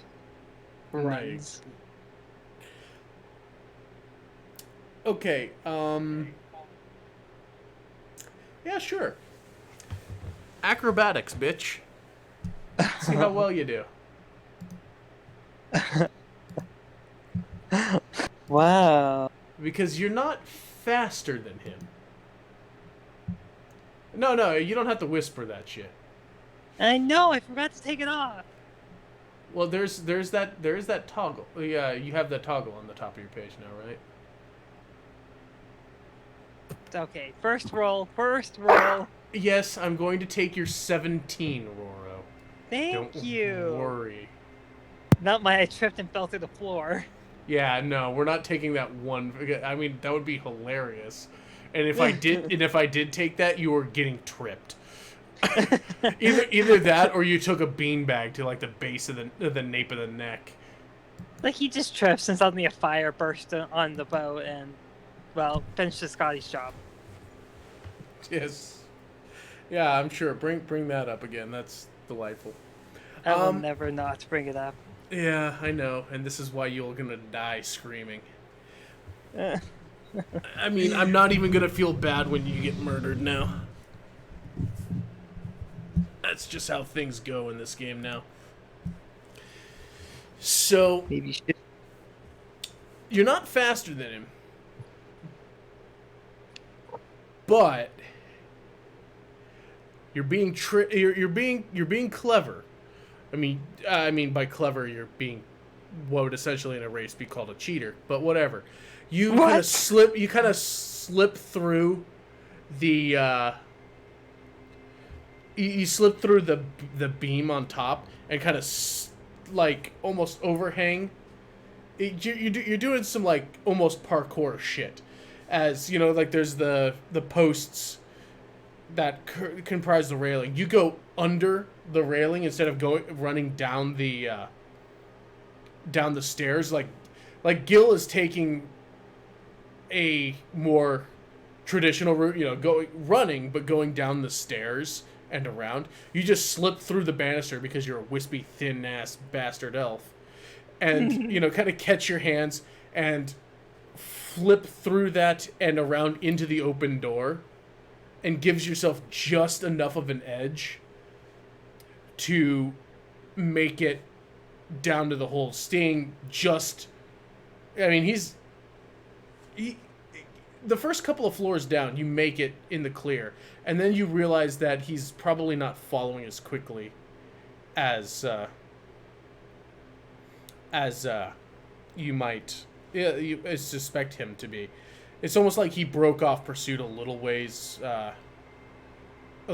down. Go ahead and give me a perception check. Okay. And it's not on GM. Yeah, you can just a straight up perception. Okay.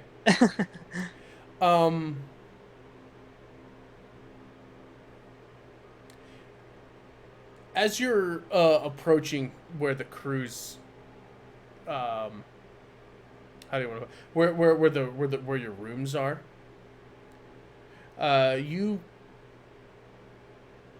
start hearing some sharp trilling noises. Oh my. Yeah, kind of like rapid chirping. But it's still sounds mad. It's choppy.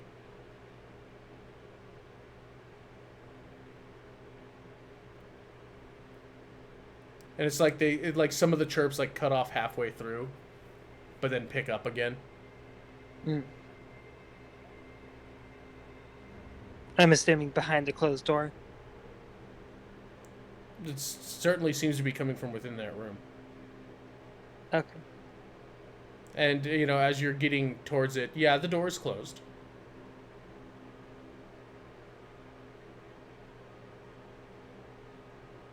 Roro is hesitant to knock on the door. Hesitant to? Or just hesitates before? Hesitates before, but then obviously still does it. Okay.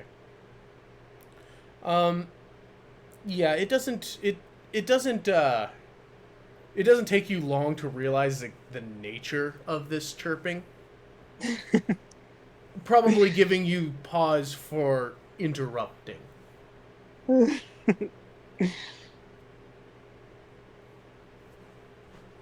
Should I You will ask? you will take note that Gil is not here. Oh God. Is this chirping violent or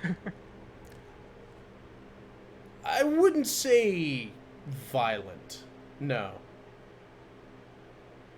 does Roro need to run? I mean, it doesn't sound angry. I mean, it's definitely as what you would consider to be probably happy chirping, yeah. Oh, wonderful. Yay. Roro it just interrupted this. He will kind of turn to maybe walk away before they maybe notice him. Start creeping away. Go ahead and give me a stealth check. You creep away. As you come back into the hold, you see Gil kind of leaning against one of the posts, just kind of with a bit of a grin on his face as you kind of emerge from the crew quarters. Thanks for the warning, Gil. Hey, I didn't say you had to come. No, I thought we were all going to come. But apparently we're not the ones to be. Not everyone.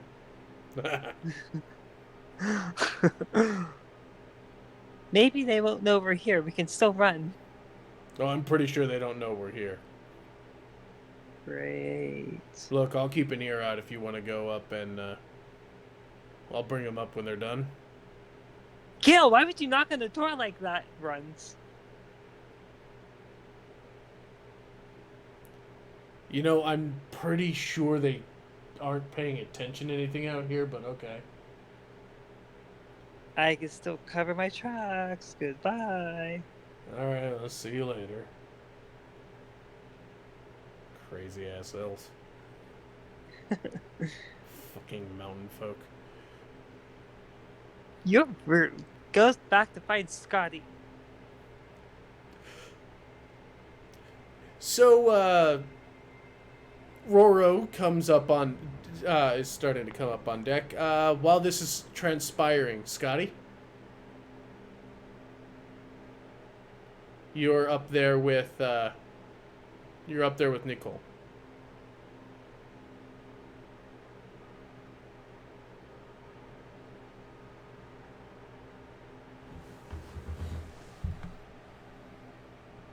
Or she jumped overboard. Or she jumped overboard. I mean, that's possible, I suppose.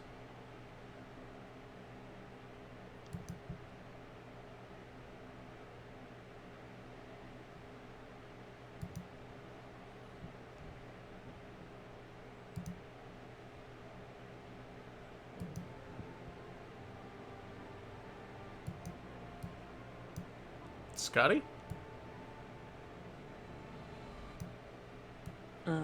Let me go see.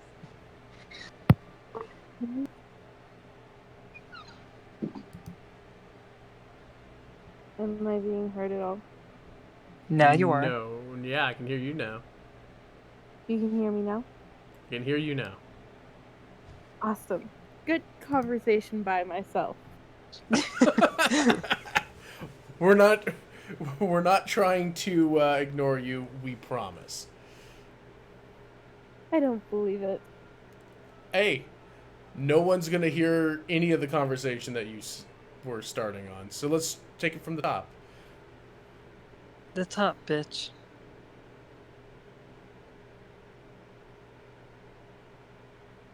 All right.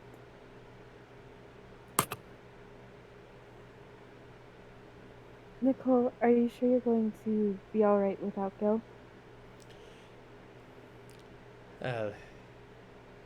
I'm no slouch myself, Scotty. I know how to I run didn't my mean boat, but no, this won't be the first time that we've had to operate alone. I didn't mean to insult you. I was just, because we'd put so much and the stars and the church and the stars were changed, and I just didn't want to hinder your progress. Oh, don't worry. I've made for sure that I copied out the notes that the two of you have been making. And none of these fools are going to get anything out of it either. No? No, I don't know if you'd be so pleased to have me telling you, but it's not that we've taught you wrong, but we've taught you our way.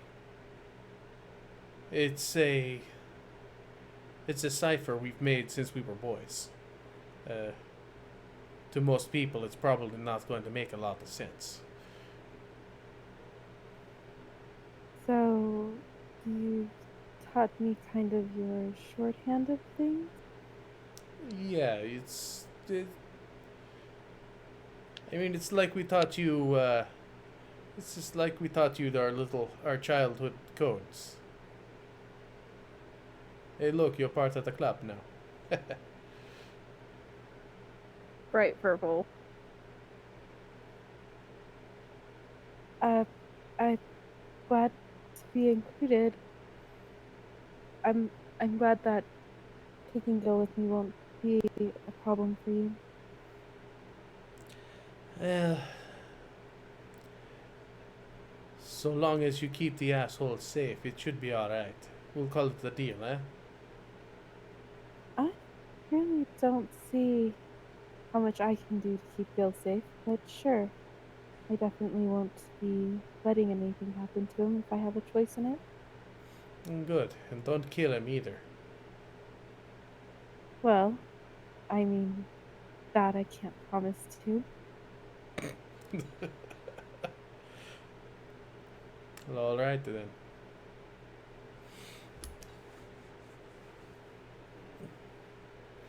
Are you heading out soon? Do you guys have a destination already?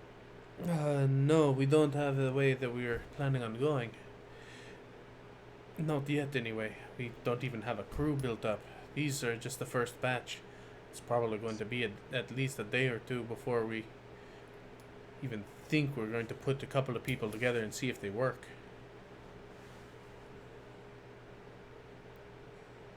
Alright. I wasn't sure if you guys would be leaving too soon.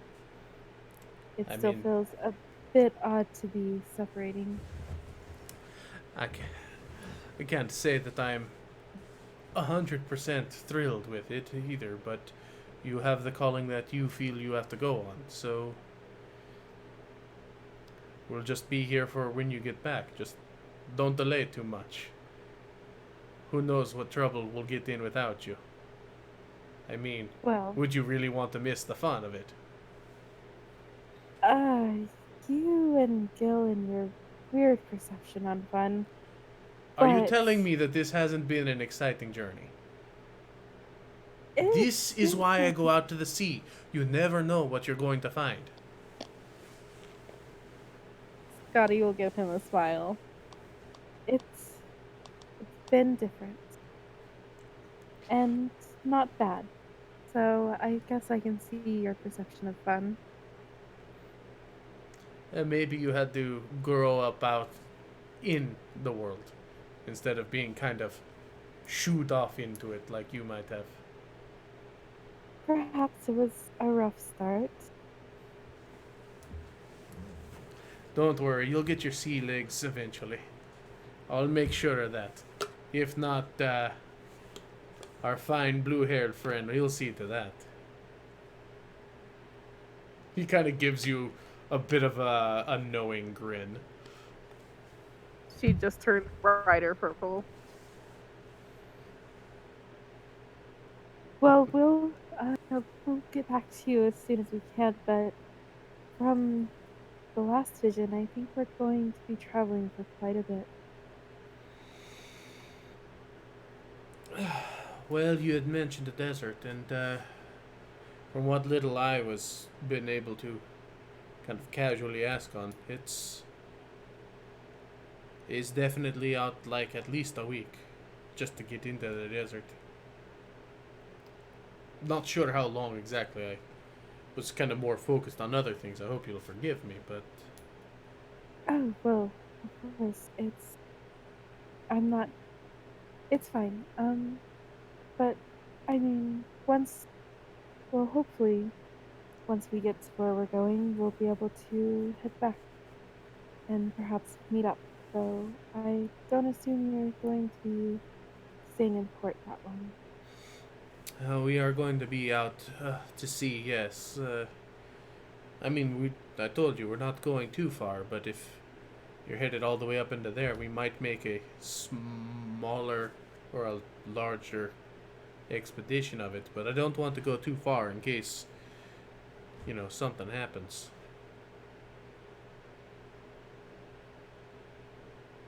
Probably Appreciate it. make a couple of days at a time.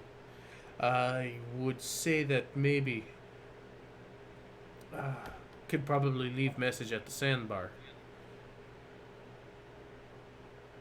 I'll Yeah, I'll sounds let good. them know when we're coming, how long we're supposed to be out. I mean, the port authorities are probably going to recognize this ship for some time, so it's going to make exploring a little interesting. Why would you be worried about the port authorities? It's never a good idea when the harbor masters can pick your boat out just like that. No reason why. I I suppose there's more I have to learn about this. Sure, we'll go with that. Suspicious side glance. I mean, you do know that this boat was in their possession because they stole it. I don't think that was disclosed to Scotty, but I Yeah, know that. I'm pretty sure that was spoken of at some point. Like Okay. while you were already on the ocean. you know, you were made an accessory to this after you couldn't deny it.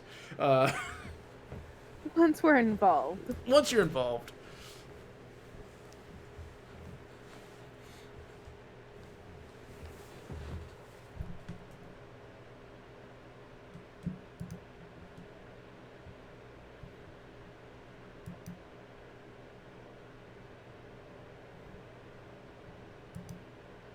So about that time, Roro comes waltzing up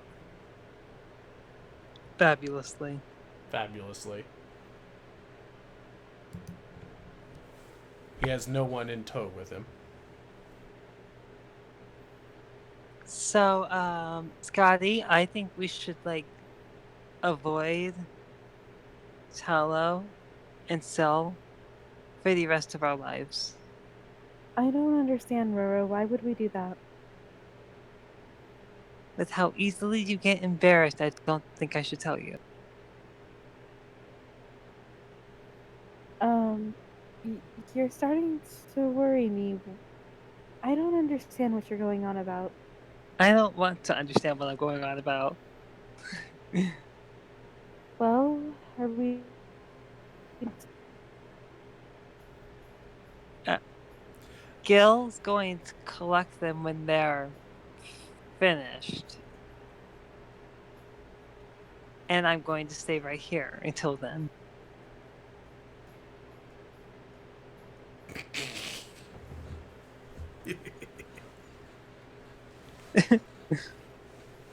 Choice words. Sorry, until Tallow's finished. Yeah, that I would say that's about where the other shoe can drop in.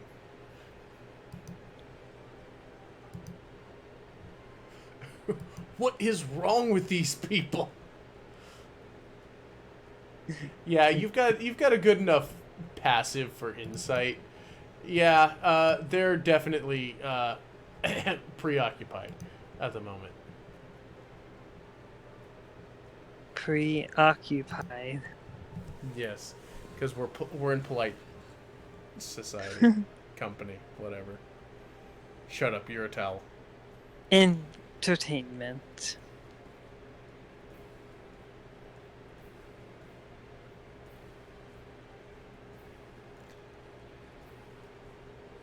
Did you say that they were walking up?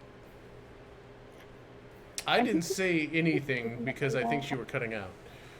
Oh. I thought you had mentioned it a little bit before. No.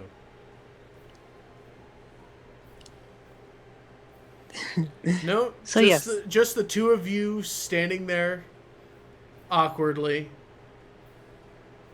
Nicole, who's been overhearing this, is just kind of chuckling to himself. He knows. He probably does know. Or at least he's been able to understand what you were inferring. So yes, Scotty. Either we can wait up here, or we can just go to the apothecary now and come back later. Well, we did tell John we were going to be there. I'd hate to waste too much time. Maybe we show? It is Do you think- settled. Do you think Gil's for that place when he was telling us about it? You were cutting out a lot, would you say? Do you think Gil will be able to make his way there? Well, Nicole, if Gil asks where we went, just point in that general direction. Oh, that sounds helpful. It is very helpful.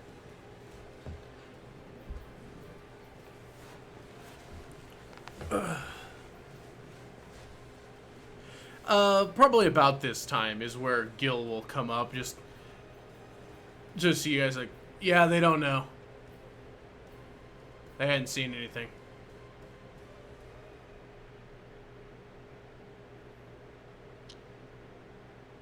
Uh-huh. I'm not going to ask where they are. Well, they're down in their room. Oh, I figured that much. Well, yeah. I mean, we didn't have time to wait, so I just asked.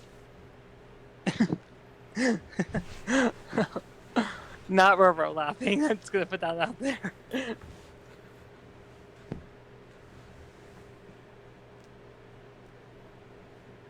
Okay, then Scotty, let's go. Alright then.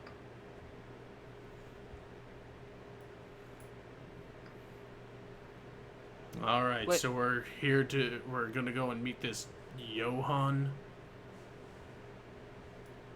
Not if you're rude to him, Gil. I'm perfectly polite. What a chuckle. Not my fault you're an ass. Would you stop looking then? Make me. Oh, sweetie. Anyway,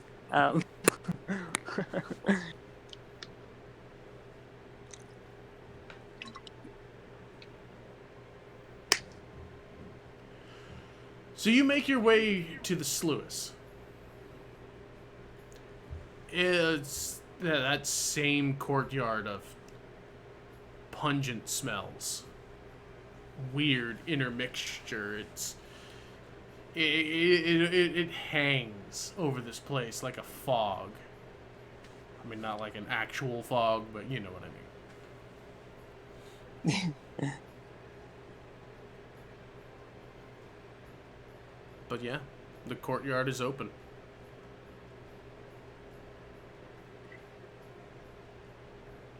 Hold on 1 second. Uh-huh.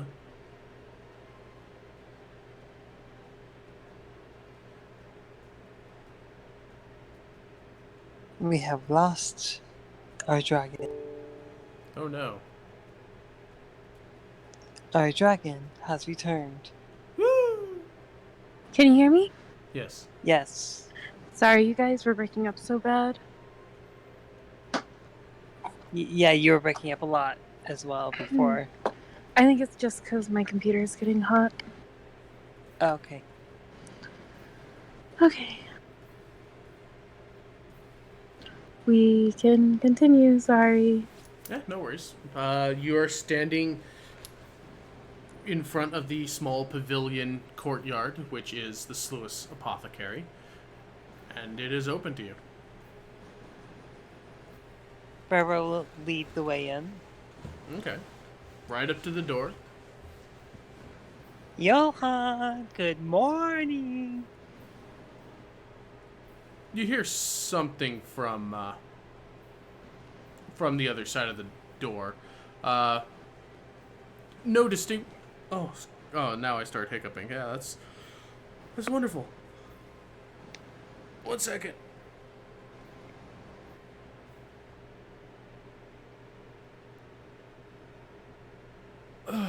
Okay. So, You cool? we'll see. The door creaks open, and it's got a kind of a deep sound. This is a thickly constructed door from what you remember from last night.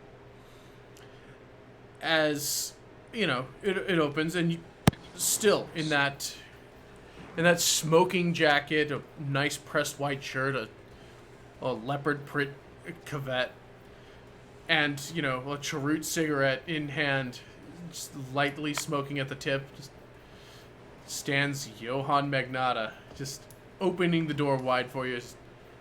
Why, hello, welcome back. Decided not to sleep in. Please, come into my abode. Oh, it looks like you've got another one with you today. Johan, I'm Hi. sorry to have to introduce you to Gil. Hello, Gil. How are you today? I'm fine. How are you? I'm doing just fine. Thank you for asking. You see that he is kind of swaying on his feet a little bit, but it doesn't seem to have dampened any of his smile. Seems very happy to see all of you, and just kind of ushers you in. He'll close the door behind you, which kind of settles in kind of a heavy thunk as the door handle kind of clicks itself into place. So what do I have the pleasure of your company this morning?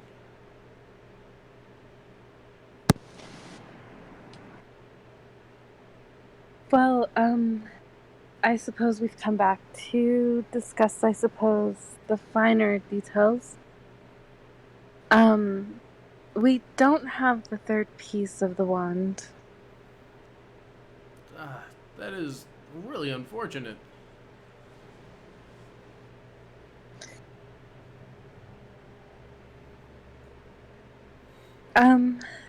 I mean, if maybe we could work something out, perhaps we'd still would want to put the two pieces we have together.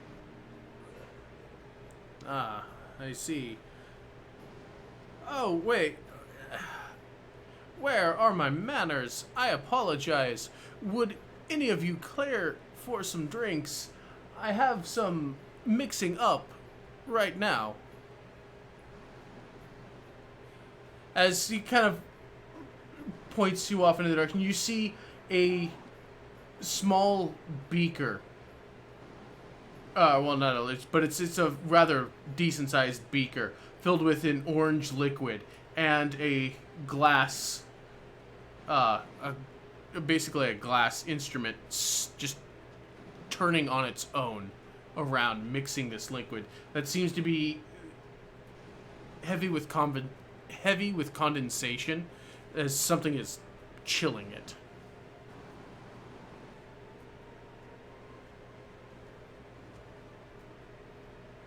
I will politely decline.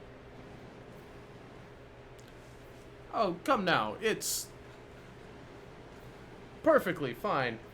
It's a fresh batch made just for the occasion. As he kind of pours a couple into what look to be somewhat larger test tubes, as they'll kind of try and hand them off to both you and Scotty. Scotty will curiously accept. I'm sure Gil would love some. Oh, of course. Only have two hands. I apologize. No take disrespect, this one. sir. As he'll go and you'll pull out another one, and as you hand yours to Gil, he will hand his to you. Oh, thank you. Gil just kind of brings it up to his nose and smells it. Huh. Gives a bit of a shrug and just takes a sip of it.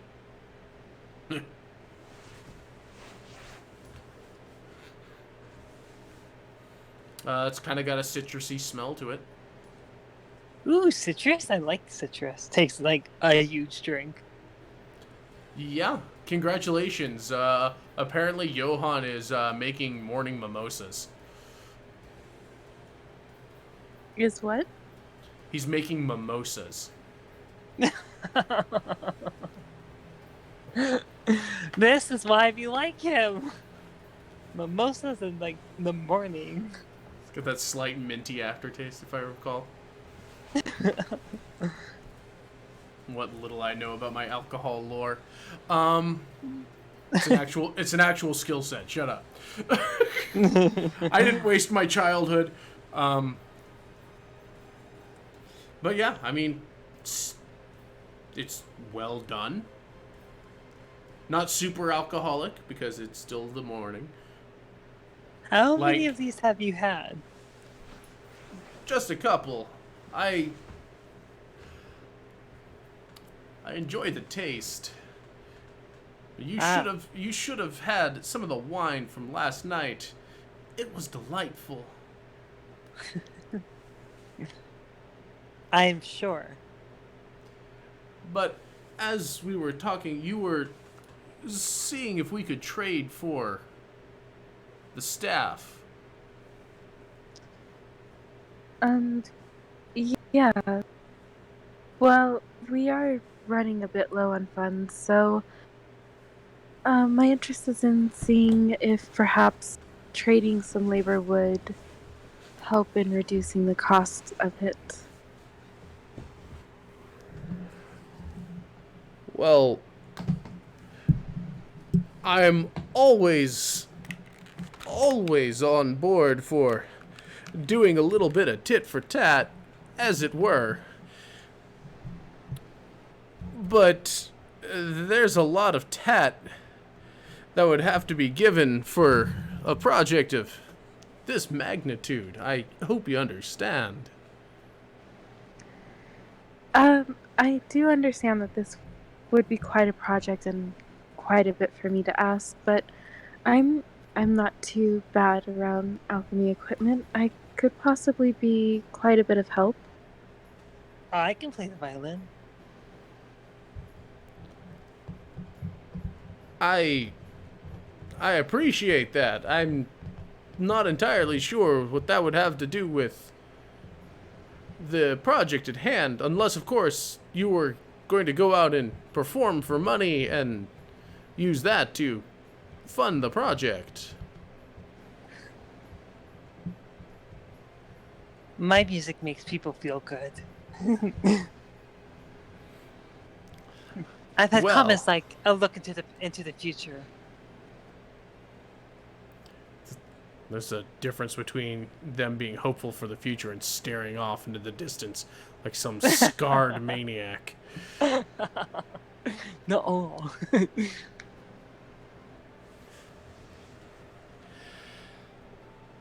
Well, these aren't half mad. Gil's attention wanders a little bit.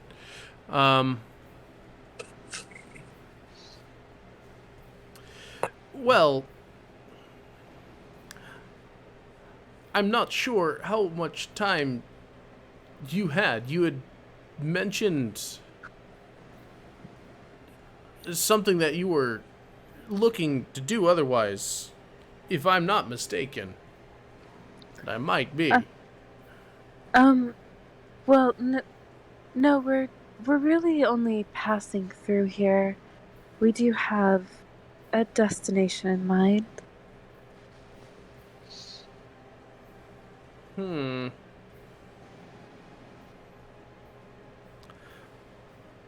Well,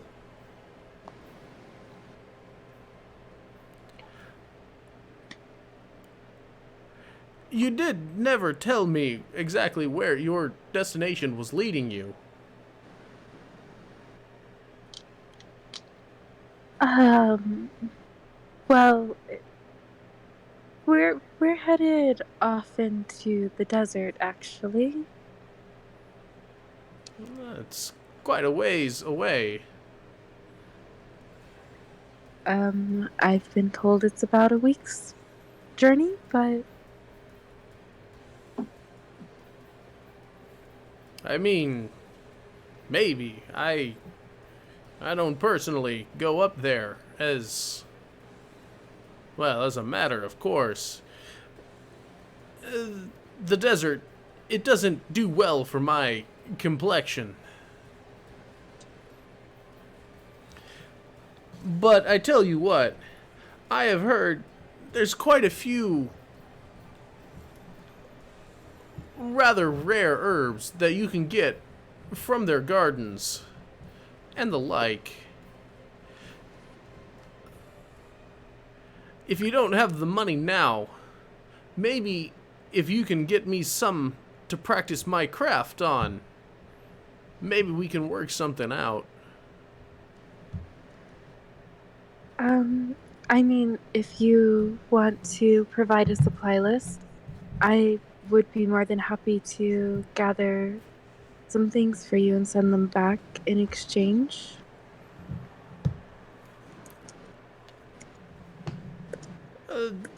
That could be acceptable if you bring back. I mean, I'll tell you what I don't need, and what I think I need. And whatever you bring back, we can start working something out. That sounds like a fair trade. Well, I would say that's business settled. A toast, then. As he goes around and as he kind of reaches out his hand, and that pitcher kind of drifts over to his hand, and he goes about refilling everyone's drinks.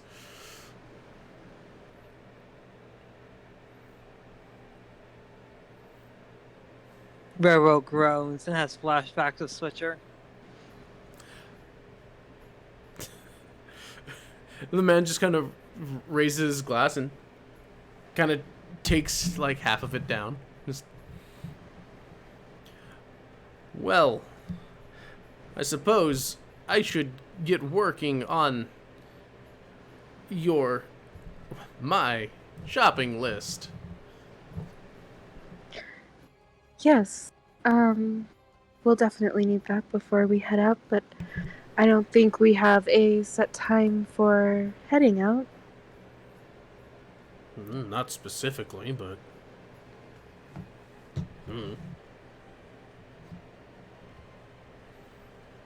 Perhaps by tomorrow morning? I can certainly have a list well done for you in the morning. Then we'll pick it up before we leave. And are we to bring the supplies and the staff back once we've gone through the desert? I would certainly do that.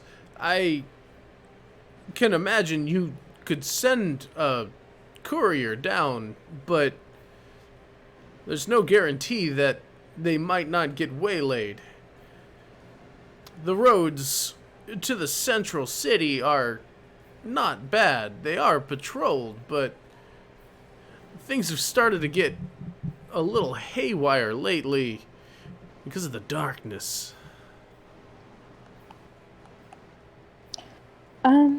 But the darkness is past.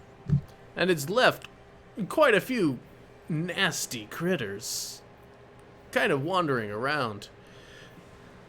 What little rumors I have to go on is just a lot of people commissioning me for things to cure their wounds and the like. So I can only imagine whatever came from that left something nasty behind.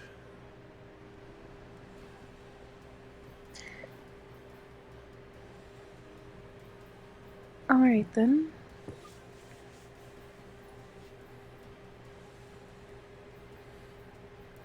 So you three make sure that you're careful. I am always careful. As I'm glad that you are.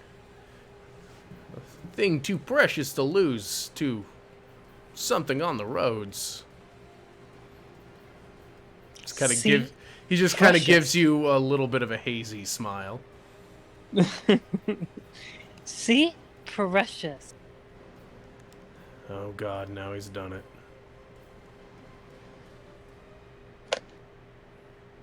Yes, What was that, Roro, Gil? quite so. What was that, Gil? You want to speak up for the class?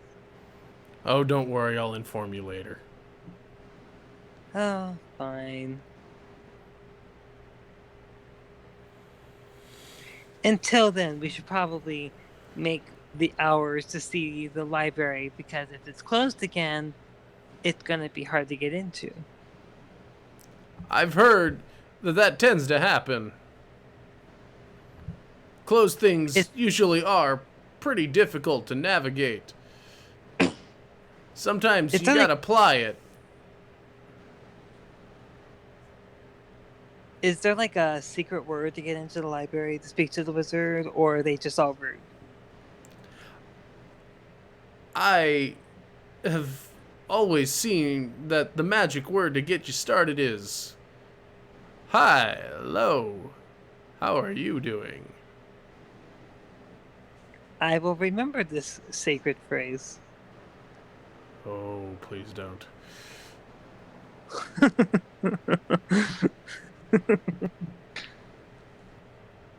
Until then, we shall see you in the morning again. Good. I'm gonna go and get some sleep. He's just now going to sleep. Thank you again for your hospitality, and the drinks were very well done. Good.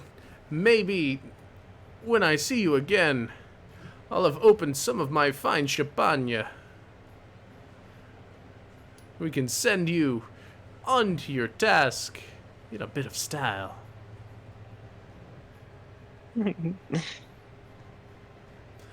But for now, sadly, adieu. So the door will start to creak open behind you.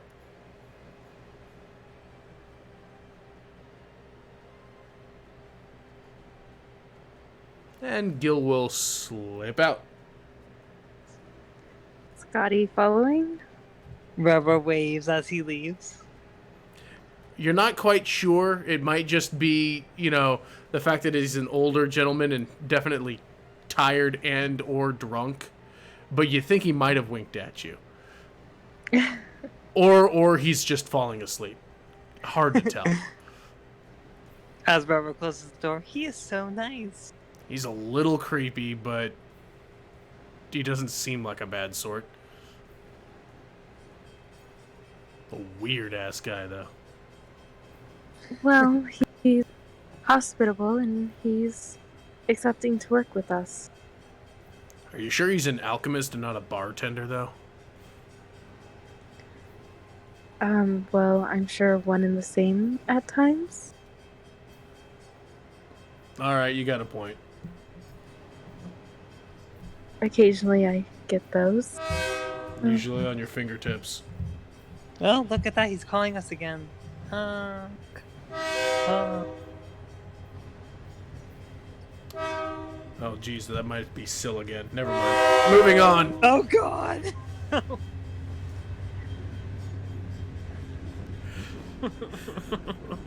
Roro, you wanted to go to the library? Yeah, didn't you want to go there too? Well, I really don't have much of a reason to, but was there something specific you wanted to get done there? I mean, I was there to Screw me. steal a book, but whatever. In that case, maybe I shouldn't go there. I don't What? think stealing books is a good idea. We're not gonna steal any books. Wink. And no, he doesn't wink, he says wink. Oh, God. Of course. We're not going to steal books. Wink. Oh my gosh. Scotty will shake her head at the two. Alright, fine. If we're not going to acquire some fine reading, what are we doing then? Well, I didn't think we'd need to head out until tomorrow morning, but perhaps What? No, nothing. Well, perhaps we should have rushed Johann a bit, but it's already set for tomorrow morning. We'll have to find something else to do until then. Alright then.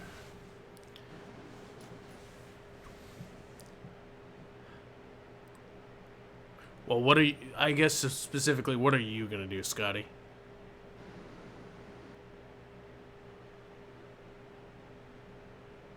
Well, I really didn't have any more plans. I'd rather see if we could save what money we have left before we head out. No, there's not much of it, but we're ready to go. I could play on the street corner with my violin and see if that gets us more. I'm pretty sure you'd do your best work after dark, Roro. No, I still do quite fine during the daylight too.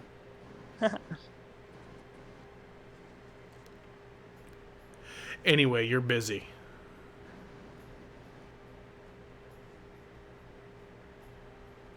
How is Roro busy? Because, as per his request, his ass is mine today. You know, Gil, I think you deserve the day off. Oh no. Oh no. You get exactly what you asked for here. I'm gonna keep him busy for a little while. I trust you're not gonna get yourself into trouble? Well, not purposely, of course. Perhaps I'll just head back to the boat and see how the new recruits are doing. Alright. I'll drag Aurora's lifeless corpse back up to the boat when I'm done with it. You could only hope. It'll be fine. Well, he's more worth to us alive, and he did bring us a book. Keep A that good in mind. I will try and keep that in mind. Now Thank run! Turns, runs. He gives you to the count of 3.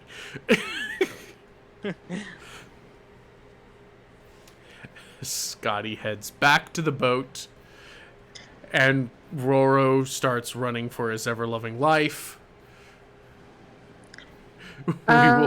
What? Well, side note, perhaps Scotty's just doing a bit of sightseeing on her way to the boat, not a direct path. Fair enough. And we will see what is going on with that next time.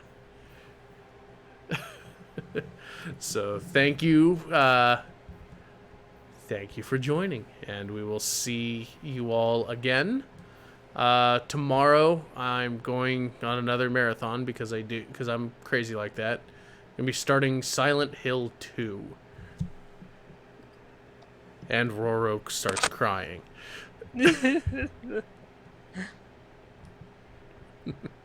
Anyway, take care. We'll see you tomorrow. Have fun.